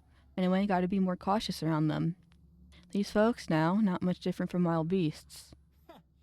你们也不用慌啊，我们今天不是来劫财的，我们只想来找一个叫刘永福的人，带他来找我们。刘永福，那小子1个月前就跑了。跑了？对呀，上个月关老爷来抓壮丁和匪军打仗，刘永福不知从哪听的消息，提前跑了。Damn, he ran off! 妈的，这小子倒溜得挺快，他逃去哪儿了？不知道啊，东边闹荒不厉害，大概是往东逃了。 Now how are we gonna find the guy to help us human traffic? You knew the east was safer, why didn't you all run? 逃了呀，村里多半的人都逃荒去了呀。往东边逃的有，向西边逃投反贼的也有。我们这些留在村里的，大多都是些老胳膊老腿，走在外面怕被人给吃了。都说落叶归根，哪怕死，我们也得死在祖祖辈辈的土地上，省得变成骨灰野鬼。 Even if the cost of staying here is your own humanity by eating women and children, that's a level of stubbornness that is psychotic. That's a psychotic level of stubbornness. I don't think it's controversial to say that if you are so stubborn to stay in your own house that you would kill and eat women and children as to not starve just to make a point so you could stay at your house. We need to put him out back. Bro's not allowed. We want to die here, not wander as lost souls. Your soul has been lost. You've eaten women and children. Your soul has been gone. It's not there anymore. There's no soul for you. You're soulless. You suck. The villagers looked at us from a distance, their eyes showing resignation. His idea did make sense. These folks, even if facing death, won't leave. Running away or joining rebels meant more danger for them, and the end might not be better than dying here. Hit me then, folks like me and Tong, always moving around, might be the minority. Most folks probably live and die in one place. 好汉呐！ Just as I was thinking, the villager called me again. I looked at him, confused, not sure what he wanted to say. 我说是去打仗就没消息了，老婆也被官兵带走了，如今就剩我一个人了。我饿得发昏，熬不过2天了。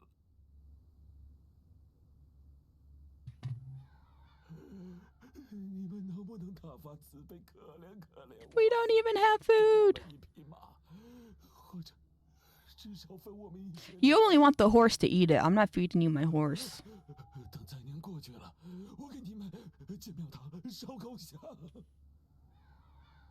The villager knelt down, pleading with me in tongue. The rest, all dozen or so, followed suit, tears in their eyes, begging us. One by one, they started bowing their heads. Nah, y'all deserve to starve to death. Should I share some food with them?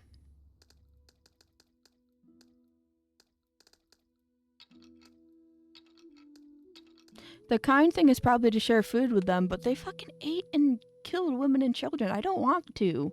I want them to starve to death. I want them to starve to death so bad. But I feel like not sharing food with them is the bad choice. But also, we have less than half our food left that we started with.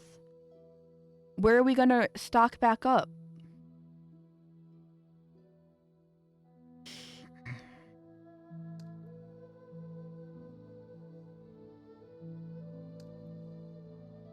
Good things come back to you. Good things come back to you. Tongue? Moved by a sense of pity, I pulled Tongue aside. He cut me off before I could even speak, a resolute look on his face. He knew what I was going to suggest. I'm saying. 这些人早就饿疯了，他们连自己人都吃，却没来吃我们。他们是心善吗？他们是不敢。 Tongue whispered to me, sneaking looks at the villagers kneeling in the distance. 我们是贼，是匪。 Tongue's kinda spitting for the first time. 他们知道若是上来抢粮食，便要被我们杀，所以才没人敢来抢。你若是把粮给他们，把他们弄馋了，不怕我们了，喂饱了，有力气了，咱都得玩完。 Tongue was right. These people might be groveling now, but that doesn't mean they're innocent and weak. We're low on food already, not much to spare. If we give them anything, they'll just come back for more. They might even follow us and try to kill us later. A house full of corpses was a grim reminder. No food. Not a bit. Listen up, no horses, no food. Anyone tries to rob, I'll kill them. We brandished our blades, glaring at the kneeling villagers. Backing away with the lambs, we left Shwigo village far behind. Based. Later, we entered the forest of Shwigo village, never to see it again. That's when we started planning our next move. What now? Keep going. Oh. 继续往东走吧。 Got enough food to reach Shanzhou? 哎呦，他妈的，本来够的，被那些短命的王八兵借了一半，有点不够了。 Should we go to Tongguang? It's close. 粮，给你几个胆子去潼关？那里他妈的全都是官兵。我们虽然有路引，但不好解释这些小羊，被官兵问着就是死。 What if one of us hangs out away from the city and another one of us goes in and stocks up stockpiles, you know? You're closer with Yinsong. Where else he got people? 我想想，文香吧，他在文香那里有家差不多的客栈，而且我在那里也有认识的朋友。 Alright, Wenxiang it is. We have to stretch our food out, so we'll tighten our belts and walk a bit farther. I told Tongue and the lambs too. That said, I wondered if these lambs got why I turned those villagers down. They begged, but I refused to feed them. But they didn't see that room full of bones, didn't know what happened there. Can they understand this? Can these lambs understand how hunger can make folks act like wild animals, losing their minds and resorting to cannibalism? Probably not.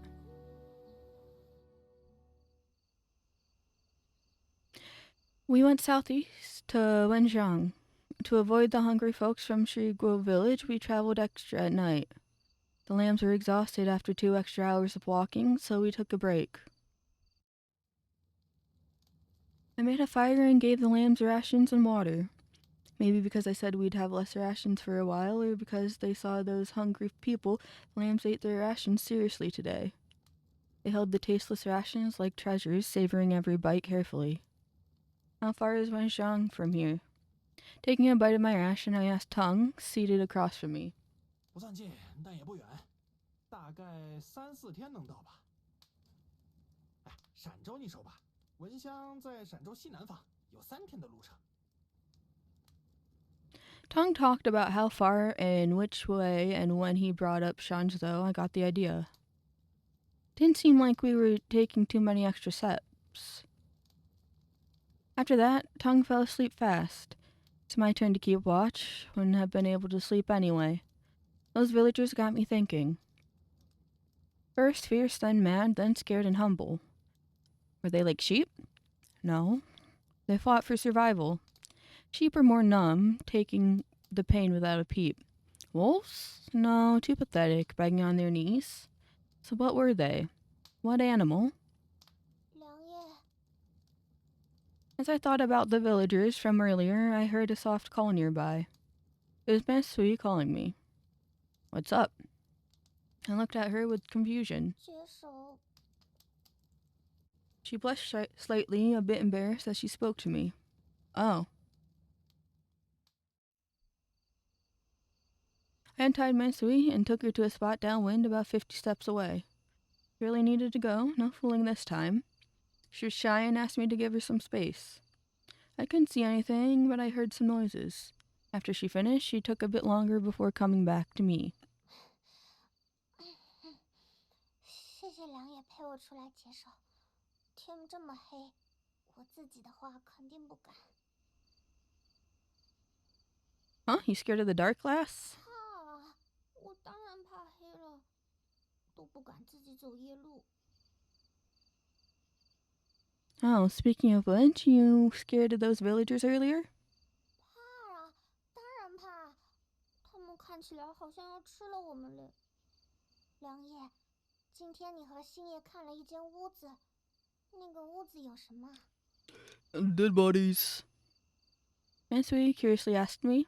Should I tell her what was in that house? Yeah, tell her.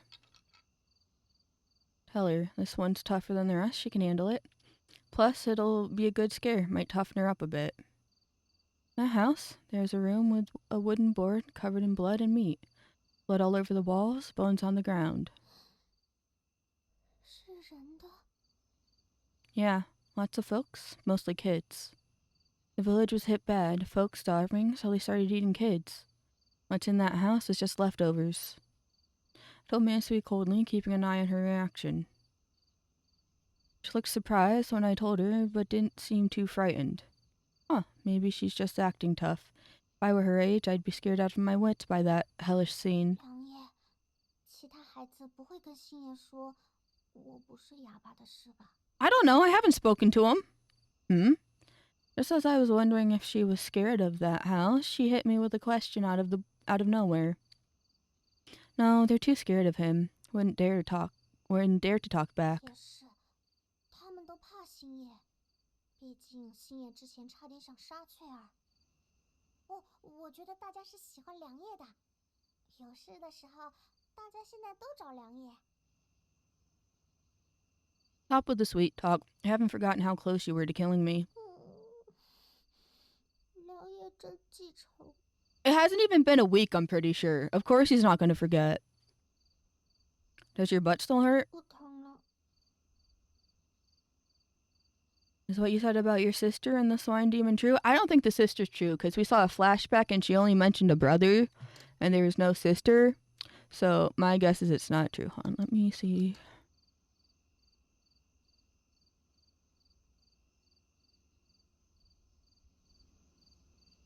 Why is that? Okay, backroom environment. That makes sense.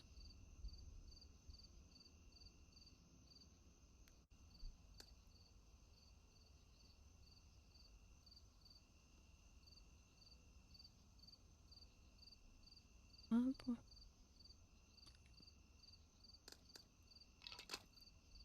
是真的，我们只要一到洛阳，就会被送到妖怪的餐桌上。但是我不怕，我要给姐姐报仇。 I frowned, staring at her intently. Looked determined, not like she was lying. When she said revenge, I could feel her resolve. But how could an 11-year-old kid like her seek revenge against a man-eating swine demon? Unless her older sister was the one we saw in the memory and she's the younger sister who took on her older sister's name. I don't know. That could be a twist. Final Fantasy XIV twist. If it's true, should Tongue and I really take them there? I fell into thought. Not good. As a wolf, I shouldn't even care about this question. The lives of these lambs are none of my concern. I lived for me, not for them. Live for these nuts. Chapter 1.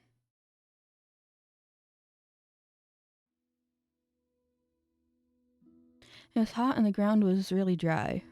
I sat in front of my house, lost in thought, with my arms around my knees and my chin rested on them. I'd been crying, my tears flowed, and my nose ran too. I hadn't been drinking much water, so I didn't shed too many tears, even though I cried my heart out. 穗儿，别生气了，我们煮了那狸奴也是没办法。 No, I'd be pissed too. Fuck these people. 他本来就要死了，都趴在地上不叫了，眼睛眯着，本就难活过今天了。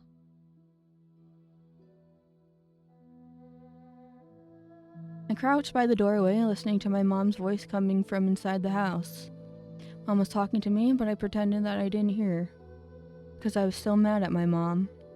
I hated my mom because she just cooked my kitten. 穗儿，别耍性子了，人都快饿死了，还管得了畜生？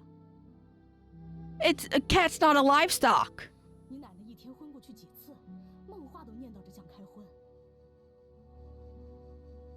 你这孩子，到底是要奶奶还是要狸奴啊？ Honestly, fuck the grandma. 穗儿，听话，趁热也来吃点吧。不吃算了，再晚点，财儿就都吃完了，一点都不给你留。 Mom kept yapping on, accompanied by the sound of my brother gobbling down the meat. He bit into a leg, teeth sinking into a piece of meat still attached to the bone, and took a big gulp of soup. I didn't want to hear those sounds. The smell of the meat soup wafted through the air, sour tang with a bit of gamey smell. The smell made me want to puke, but it also made my stomach growl from hunger. I didn't want to smell that. I tried hard to cover my ears and also wanted to pinch my nose shut. But I couldn't do it because I only had 2 hands. So I dropped my head and pressed my entire face against my knees, till it was hard for me to breathe. The gap between my knees made it difficult for me to hide myself and escape from this home I didn't want to be in. 云云，穗儿正心情不好，别去扰她了，让她自己静静。女儿也大了，她能想明白的。 Heard that deep sigh from Dad. Lately, Dad had been a drooping wheat stalk, lacking in vitality, spending his days with his head hung low. It had been a long while since I last saw the dad who used to smile constantly and provide a sense of security. Everything had changed. It was completely different from 2 years ago. It hadn't rained for a long time. The last time it rained, my brother was still very young, and Mom had to carry him around all day long. I recalled that day from 2 years ago when I was 8 years old, when it rained heavily. There were a lot of fish in the river. I caught one and fed it to the kitten. That day, Dad even brought a sweet potato back for our family. It was the first time I'd ever had a sweet potato. I hadn't seen rain since that day. Without rain, a lot of things changed. The river became shallow and the fish died. The ground cracked and the wheat also perished. The wheat began to fade, turn yellow, and then wither away before it could even fully mature. Dad desperately wanted to revive the wheat. He grabbed his hoe, loosened the soil, and worked tirelessly from dawn till dusk. At first, he would smile and encourage us, saying everything would turn out all right. So long as he worked hard, better days would come. However, the wheat continued to wither away bit by bit. One morning, I saw Dad sitting on his knees in the wheat field. Looking around, I could see that all the wheat in the entire field had withered and died. The way wheat and fish die are quite similar. When a fish dies, it lays on the dried riverbed, eyes wide open, gasping for breath slowly. Similarly, when wheat dies, it too lies on the cracked earth, swaying gently with the wind, rising and falling slowly. I snuck a glance at Dad. I saw him clutching the lifeless body of a wheat stalk in his hand. He held it close to his chest, gritting his teeth, drooping his head as if he was in tears. Gradually, his grip tightened, crushing the wheat in his palm, scattering it into the dry wind. Dad tried his best, but nothing good came of it, leaving him shaken. He began to blame himself for regretting the reckless spending from 2 years ago when he bought that sweet potato. Not gonna lie, not buying that sweet potato would not have saved you from the predicament you're in right now. I'm just gonna point that out. The sweet potato did not break your wallet. I wasn't sure if he cried or not, but I think he did. 我上次去换粮的时候，看到镇上的很多屋子都是空的。人都逃走了。啊，听说都在往东跑，要往陕州去。陕州？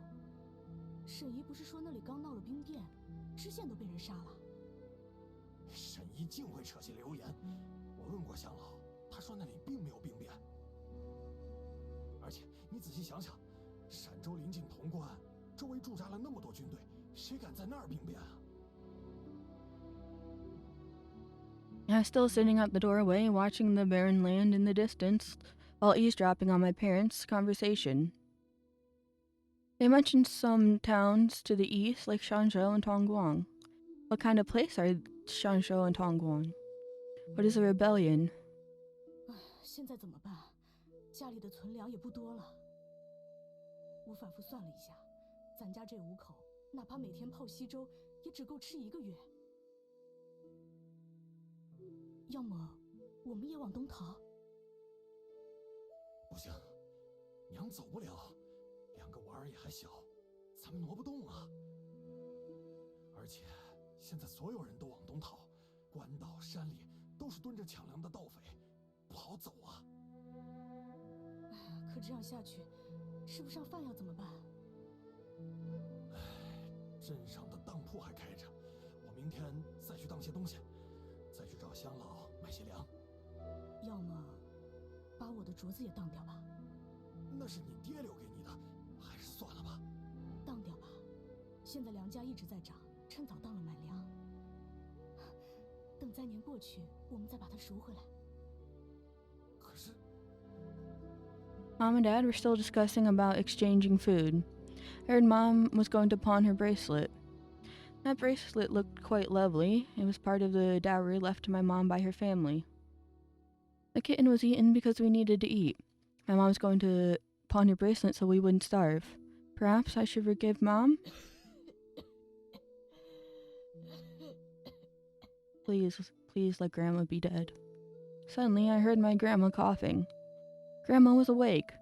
She was sick for quite a few days and even passed out because of it. We were so worried about her, and she was finally awake.娘. Dad and Mom quickly gathered around Grandma as she woke up. 刚才你们是不是给我喂了点汤啊？对，给娘喂了一点汤，我喂的。什么汤啊？酸味儿那么重。黎奴的肉汤。哎呀，怪不得啊！汤还有一点儿，娘要不要再喝点儿？不要，我不喜欢。And she's ungrateful about it too. Fuck this lady, let her die. 而且呀，我马上要去见阎王爷了。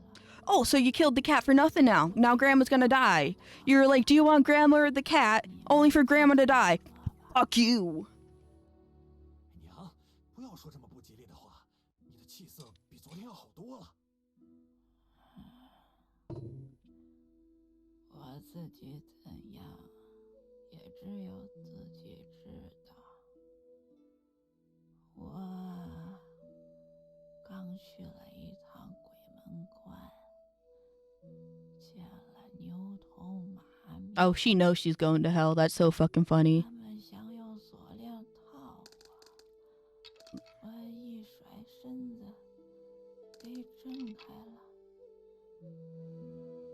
我不是怕跟他们走，只是有事儿还没跟你们说完娘，你说吧。这灾呀，来得突然，但想来也早有预兆。 There always is. 早几年你爹走的时候，我就做了噩梦，梦到的场景和现在一模一样。现在说的话，好像在梦里也都说过。你们在我走后，一定要去找水，要去找蛇。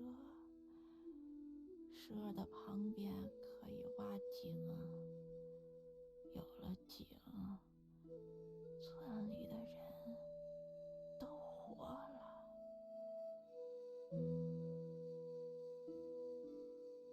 咱后院的那宝贝，不要吃，不能卖，因为有神仙寄宿在上面。 Are they gonna sell it? Is that... 对神仙 Oh, apparently using the scroll wheel brings up the previous dialogue. 我想见彩儿，彩儿在哪儿啊？奶奶，我在这儿。哎，彩儿真乖。 Grandma called out to my brother once, and my brother ran over to her side. Grandma tended to be more affectionate toward my younger brother than toward me. Whenever something happened, she would usually call for him first. Watch her not call you at all. She would often forget about me. 穗儿呢？ Oh, she finally remembered. Why the fuck does my headset keeps adjusting its volume without me touching it? However, I was caught off guard. This time, it didn't take long for her to call my name. I stood at the same spot, hearing Grandma calling my name. I wasn't sure why, but I was getting a bit nervous. I wasn't sure how I should face her. Not long ago, I got mad at Grandma because Mom said Grandma wanted to have some meat, which led to the kitten being cooked. Now, for some unknown reason, I'm not really mad at her anymore. 穗儿，快过来！ I'm still mad. Mom called out to me. I didn't hold a grudge anymore. Instead, I obediently sat by Grandma's bedside with my younger brother.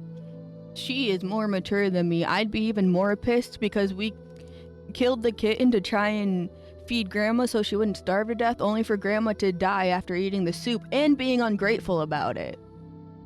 Fuck Grandma. 奶奶，我来了。 I gently called out to my grandma before sitting down and looking at her. Grandma was lying on the bed. Her breathing was weak but steady. I thought she would look pale, since her body was weak. However, her face was actually a bit red at the moment. The wrinkles on her forehead smoothed out, and a smile graced her lips, giving her a gentle and kind appearance. In my recollection, Grandma was always fond of arguments, to the extent that one might even say she enjoyed stirring up trouble for no reason. Whenever someone in the family did something slightly wrong, she would follow them around, nagging for half the day. But now she's different from before, appearing so gentle and kind. Felt somewhat unfamiliar. I could hardly recognize this version of Grandma anymore. 彩儿，穗儿，来，奶奶要给你们讲故事。娘，这身体，还是好好休息吧。哎，不休息，我比刚才感觉更有精神了，睡不着了。我就想给两个娃儿多讲点故事。你们忙你们的，就不要管了。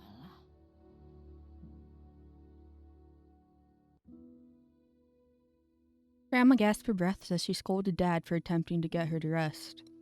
In that moment, she bore a striking resemblance to the grandma I knew so well. 彩儿啊，之前听过鬼差的故事吗？没，那吞妖的故事呢？也没。哎呀，那看来奶奶之前净给穗儿讲了。那我先讲吞妖的故事吧。Oh, so it's a story from her grandma. 几百年前，华州附近的华山上住着一头吞妖，修为千年，专吃小娃子。4个小娃子被捉了去，其中有个勇敢的娃子藏了一把刀，准备要杀那吞妖。Grandma told us the story about the swine demon. The sun went down as she went on and on. She's not going to actually tell the story. We're just going to do a time skip of, oh, she told the story. Sunlight in the room grew dimmer and dimmer, as did the light in Grandma's eyes.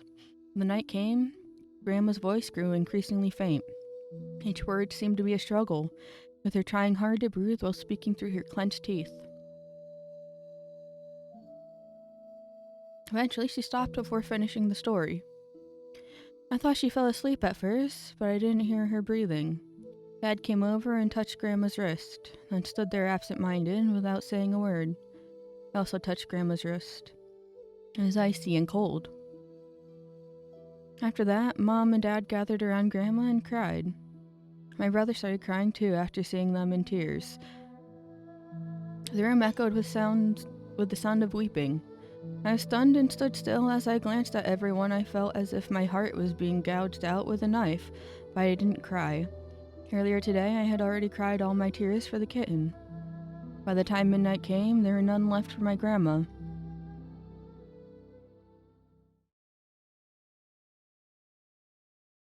We go into a bathhouse.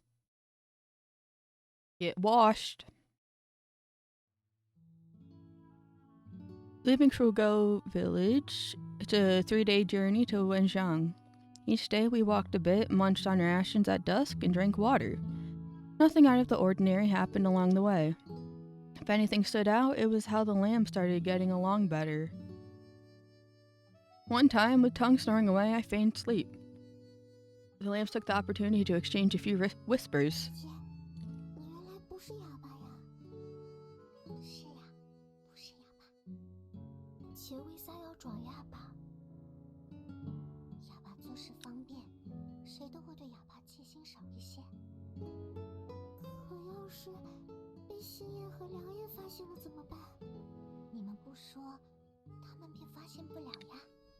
应该不会说吧？不说的，一定不说的。姐姐，谢谢昨天把你的粮分了我一块儿。没事儿，你多吃点，好长大。话说，你们为啥都叫我姐姐呀？为什么觉得我比你们大？我也不知道。姐虽然和我一样高，但是感觉更像一个大人。而且叫不出姐的名字，我也只能叫姐了。哦，我看起来还更像大人啊。对了，姐姐叫什么名字？我知道，翠儿叫翠儿，红儿叫红儿，他们也知道我的名字，我们就是不知道姐姐的名字。我的名字是穗，你们叫我穗姐姐就好。不过千万要记得，不要在星爷面前同我说话。星爷若是知道我不是哑巴，会打死我的。明白的。Mansui whispers to the lamb, serious like. I peeked, trying to hear. She told them a different name than the one she told me. No, it's the same name, just not the man. I heard Mansui, but they just heard Sui. What's her real name? You know what? I'm sending you packing. She hiding it from me too? I'm sending you to hell. For 3 days I had been thinking about these lambs, wondering where they were from, what they had been through. Kept me going, stopped me feeling too hungry. We agreed, 1 meal a day. Not much for them, definitely not enough for me. With just the afternoon meal, come midnight, my belly started growling. Felt like there was a storm brewing inside. By dawn, maybe I'd starved enough because hunger faded away. At noon, with the sun blazing overhead, the water in my belly turned into fire, making me parched and dizzy. I felt like I had lost part of myself, my steps heavier than when I was full. Thankfully, the days like these didn't last. 3 days later, we crossed the main road and reached the Wenxiang. Tung was right. Yinshan did indeed have an inn in Wenxiang. After we arrived, we asked around and quickly found it in the eastern part of town. It looked a lot like the one back in Huazhou, with similar size and decorations, just some minor differences in how the tables and chairs were arranged. Tung went inside to talk to the inn waiter. Lambs and I waited in the lobby, catching bits of their conversation from a distance. 这位呀，请问您是哪位呀？是三爷的朋友吗？是啊，我们是尹三儿那边的人，正在替他运货。货是4只小羊，要运到洛阳。Why does he look so smooth? Why is he so smoothed out? 哦，三爷的活我知道的，2个月前刚接过一对。接过一对，也是去洛阳的吗？是啊，都是往那儿送的，而且也是几只小羊。先不说这个，我们走了几天了，需要在这儿休息1天，再补充一些补给。明白，您在这儿休息就行。接三爷的活儿，在这儿住是不要钱的。若是想买什么东西，我告诉您在哪儿买。Oh, hell yeah. 好，我知道了。那还有一件事儿，想找你打听一下。什么事儿？李贵是不是在城里啊？他现在在哪儿？李贵？哦，李爷呀，他今天去东市的一家酒楼了。我等会儿给您指条路。不用，我知道哪个酒楼，上次他带我去过。Tung and the waiter were nearly done talking. They whispered a bit more, then Tung came out of the back room and joined us in the main hall. 我一会儿去市集买些补给，顺便去见个朋友。We can still buy food here? 买得到，毕竟是大城，有是有，但是价格听说翻了一番呢。他妈的！ Even if they've doubled, we're still going to buy. It's a long way to Luoyang. Also, what should I do while you're out shopping and seeing friends? 你看着这些小羊就好啊！我刚才跟店小二说了，带你们去澡堂，你可以带小羊们洗洗。You're not washing up before we go out? 我不用，我今天不住这客栈，要找李贵多安排个地方住，也顺便在那儿洗了。齐罗粉黛，浑圆妥帖。 可比这些小羊们有的看呢。嘿嘿，哥知道你不好这一口，不然呢也带你开开荤呢。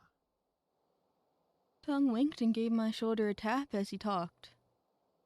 After seeing his expression, I recalled who Li Gui was.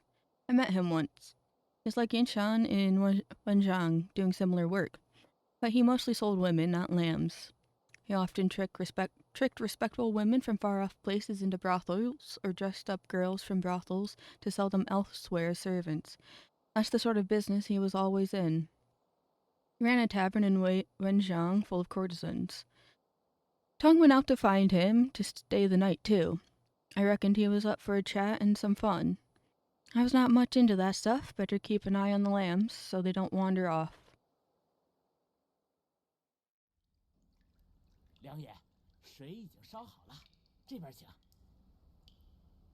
After Tong left, the waiter took us to the inn's bathhouse in the back hall. It was a big bathhouse about 3 times as large as the inn's lobby. There was a big pool in the middle and a large wooden tub next to it. Wooden buckets sat by the pool and tub filled with hot water. White steam rose from the water, floating in the air like tiny clouds. The waiter then left, leaving only me and the lambs in the bathhouse. Hey, I'll untie your ropes so you can all take a bath. I'll use the big pool over there, and you can use the wooden tub. After washing, we'll rinse our clothes in the nearby stream and let them dry for tomorrow. As I talked to them about washing and changing clothes, I untied the ropes around their waists. 梁爷，有事想问。 What's up? 我们要一起洗吗？ Yeah, you're all going to bathe together. 不是，我是说，梁爷要跟我们一起洗吗？ Not together. I'll bathe in the pool, and you all in the tub. 那是同时洗吗？都在这个澡堂里洗吗？梁爷，我们要都在这个澡堂里。梁爷脱光衣服，我们也脱光衣服，是这样洗吗？抱歉，梁爷，可能是，但是男女授受不亲。爹娘说过，女子的身体只能给丈夫看。 I get it now. But remember, a few days ago, when you needed to go, I was there too, right? 不一样，有草丛。 Yeah, I'm saying he's not making sense. 而且，爹娘说了，女子满7岁便不可与男子共浴，这是严规，犯了会嫁不出去的。 I stayed quiet as Xianghua finished talking, not saying anything. Seeing me silent, she kept quiet too, not daring to speak. She kept her head down, maybe because she was shy or scared, and didn't look at me. She stood up for her beliefs, not wanting to bathe in the same room with me. At first, I felt awkward, but thinking about it, it made sense. I thought the other lambs were just kids, too young for men and women shouldn't be too close. But for some, turning 7 meant a clear distinction between genders. All the other lambs came from simple families and didn't care much about customs. For Chonghua, raised in a strict home, it was a big deal. I've heard stories of well-born women shamed and driven to extremes over their honor. While I may not see gender divisions as significant, she might.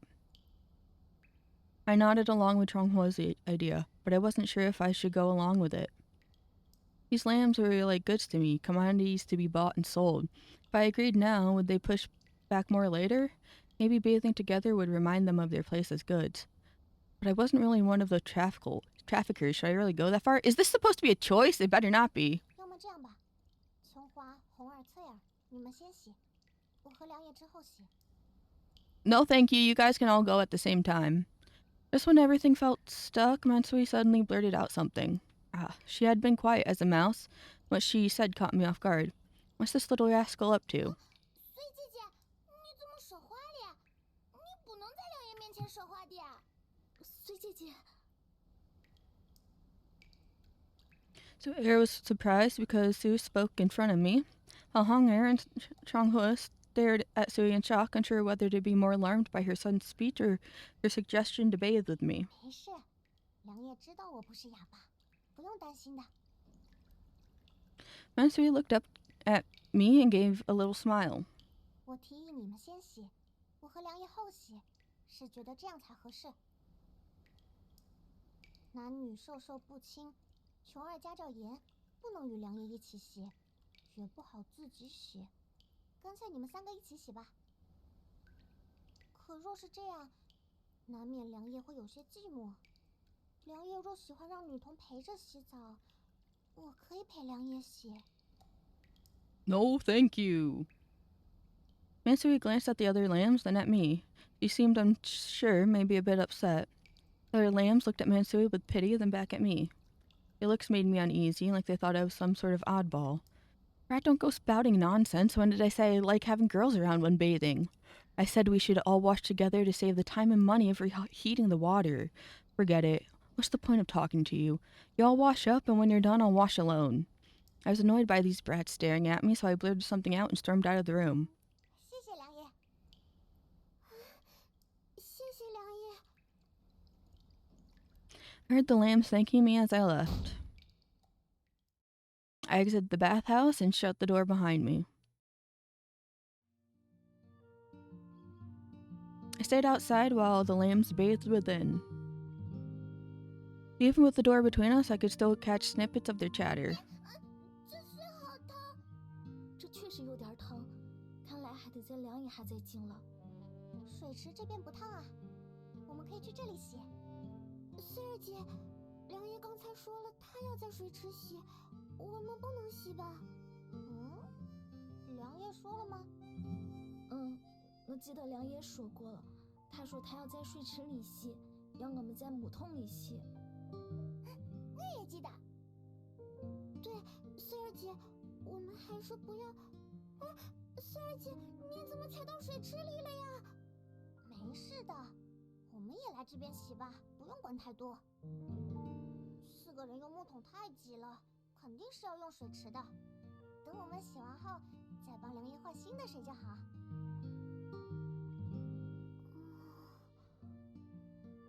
那好。穗儿姐会放水池里的水吗？我看看，应该是这么弄。怎么直接就放水了？会了。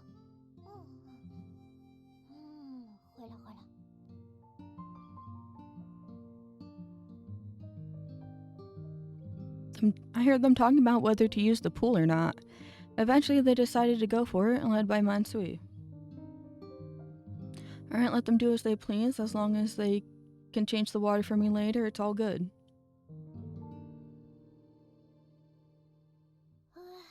水池里的水真舒服，这池子快跟猪的房子一样大了。哎呀，姐，想拉臭臭。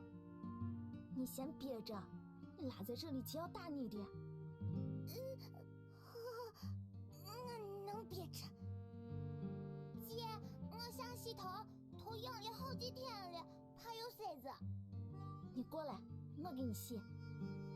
要把头放到盆里吗？你等一下，别乱动，我先往盆里加水。姐，不要加了，费进耳朵里了。穗儿姐是哪里人？我，家里住在洛阳。洛阳，那不就是我们要去的地方吗？洛阳是什么样的？也没什么，就是一座很大的城镇，有很多人，有吃不完的粮食。琼儿是哪里人？我祖籍杭州，父母都是杭州人。杭州我知道，那是很美的地方。白娘娘和许宣在西湖相遇，后来被法海镇在了雷峰塔。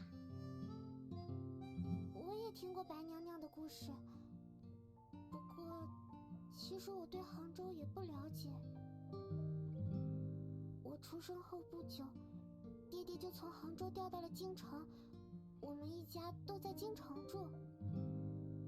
京城，听说京城的皇宫很漂亮，金黄的琉璃瓦会发光，万岁爷就住在皇宫里。琼儿，你见过万岁爷吗？我没见过，但是爹爹见过。万岁爷是什么样的？爹爹说他很年轻，长得像龙，很威风。我虽然没见过万岁爷，但见过袁伯伯，他来过我们家里。袁伯伯，袁伯伯就是袁都师，穗儿姐不知道吗？不知道，我只知道京城有万岁爷，万岁爷管着天下百姓。红儿和翠儿也不知道吗？不知道，聊了。其实我也不知道太多袁波波的事，只知道他后来犯了错，不仅自己死得很惨，还害惨了我们家。我娘和袁波波是远亲，他被罚，我家也被罚了。听说琼儿，你是被星爷他们拐来的？1年前有官兵带我。A year ago? Goddamn. 路上，我被假官兵抱上了一辆车，我的身子被绑住，嘴巴被塞住，乘了很久的车，最后被送到了三爷那里。你没想过要跑？我不敢跑。三爷说我要是逃了被抓住，要被打死，还给我看了小孩的骨头。而且，爹娘早就不要我了，他们本来就没想着找我。这是尹三和你说的。那你别信他，也别怕他，你爹娘一定还想找你的。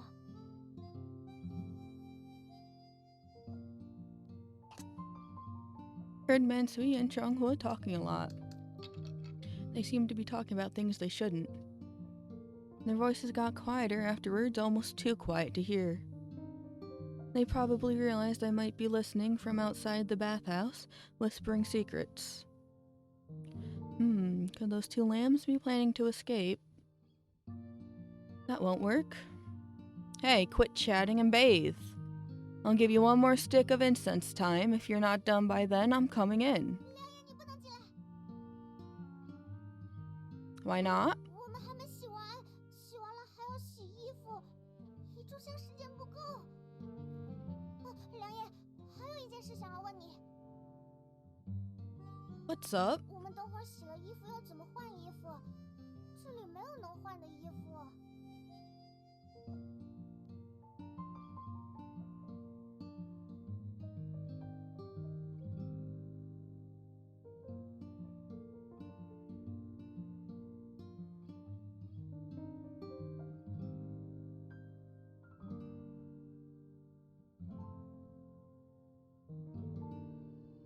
Heard the rascals chatting in the math house. Seems like it's true. Only told them to wash and dry clothes, but didn't give them any change into. Without clothes to change into, they can't hang out in the washed ones to dry and won't have anything to wear after bathing. I let them ask the inn waiter themselves? Didn't seem right. Wait, I'll go find you some. 谢谢梁爷。 Such a hassle. 梁爷，你能找到梦刷吗？我们想刷刷脚。 Clean what? So much to do. 走了那么多天，脚脏的难受，不刷之后走不动。 Wait. Such a hassle. 梁爷，翠儿还是憋不住了，能找个尿壶吗？ Bold of you to ask me to fetch that. Want a slap? 梁爷，那还是不照了，我不敢再提了。 梁爷，拜托去找个来吧，一会儿翠儿拉在水池里，拧之后也不好洗。求求梁爷了，帮帮翠儿吧。 Wait. Such a hassle. The lambs had me fetch quite a few things for them. Some clothes, a wooden brush, and a chamber pot.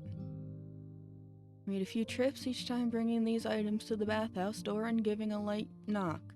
Soon enough, a thin arm would reach out, thanking me quietly as they took what they asked for. I leaned on the bathhouse door, hearing the giggles of those lambs inside. Damn it, this wasn't right. I was supposed to be escorting these lambs. They were the cargo I was supposed to deliver, but now they were giving me the runaround. When I first met these lambs, they were all trembling, afraid to even breathe loud around me. Now they were bathing first, and I was fetching things for them, treating me like some servant. Hold up, why did I even agree to let them bathe on their own, and why was I standing guard at the door for them? When did they get so bold? I started thinking hard. And then, I remembered that look of hers, Mansui's face all sad and pitiful. It's her. The little brat set me up. I fell for her act and stormed out. But really, am I overreacting a bit? They were just cargo for me to deliver, why can't I ask them to keep me company like a master would? Being treated like some servant by them was just too much. I can't take it. Hey, stop bathing, get out now! I yelled at the bathhouse door and slammed it hard, shocking the lamb's jokes and laughter into momentary silence. Wait, I'll count to 10, and if anyone's still inside, I'll dunk them in the water.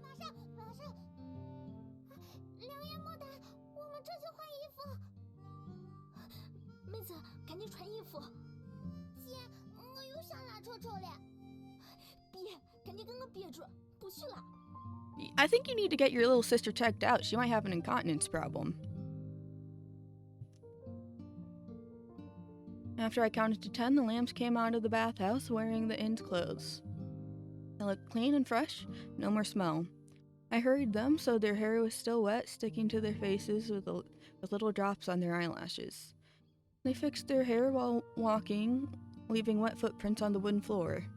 The clothes were too big for them, making it hard to walk. But they'd give them back tomorrow, so it didn't matter anyway.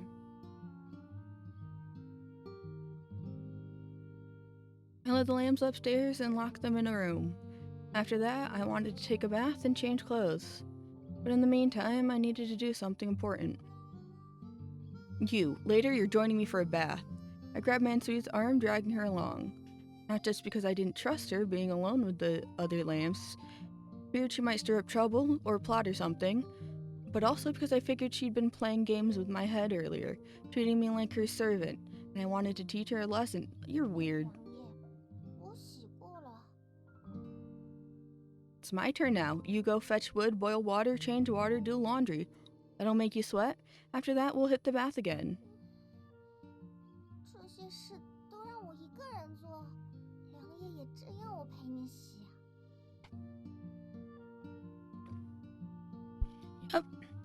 Yep, all your job, and I want you to bathe with me. We might need to find a new game. I glanced at Mansui, smirked, and reminded her of my order. Seeing how determined I was, she stopped begging and quietly went along with me, head down as I pulled her by the arm.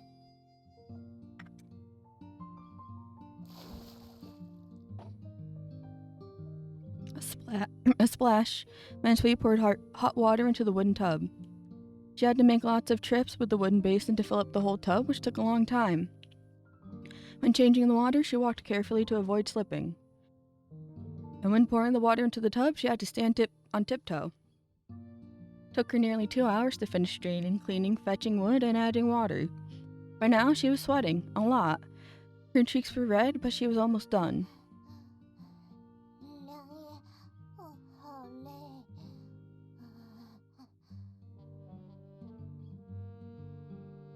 Her legs shook a bit from all the work, and she was covered in sweat. Seeing her like this, I couldn't stay mad. Even though I helped her get stuff, she worked hard for so long, it evens out. Alright?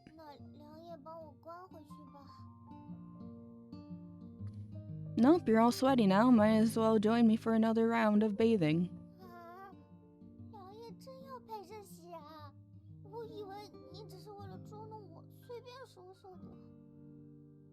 I never go back on my word, and if you go back now, besides getting sick, you'll smell sweaty. The other lambs might not like that. You stink. But actually, you shouldn't. I didn't smell anything. After hearing what I said, Mansui sort of agreed to my idea. She went to the wooden door and grabbed it with both hands and closed it. Then, with her back to me, she reached for the inn's wide robe belt, her fingers slipping into the knot. With a quick pull, the belt came undone and her clothes opened up. There was a soft sound as her clothes slipped off her shoulder. Oh.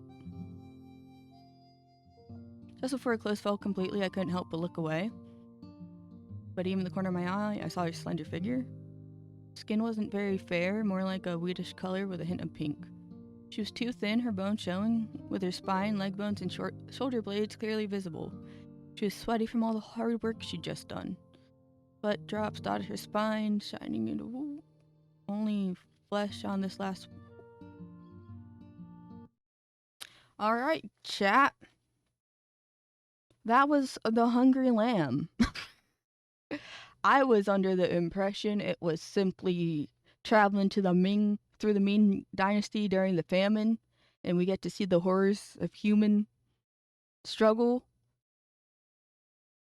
But it's weirder than that. Absolutely not. I don't trust it anymore. I was going to give that first incident the benefit of the doubt, being like, oh, maybe it's just really shitty humor. No, we're not risking that.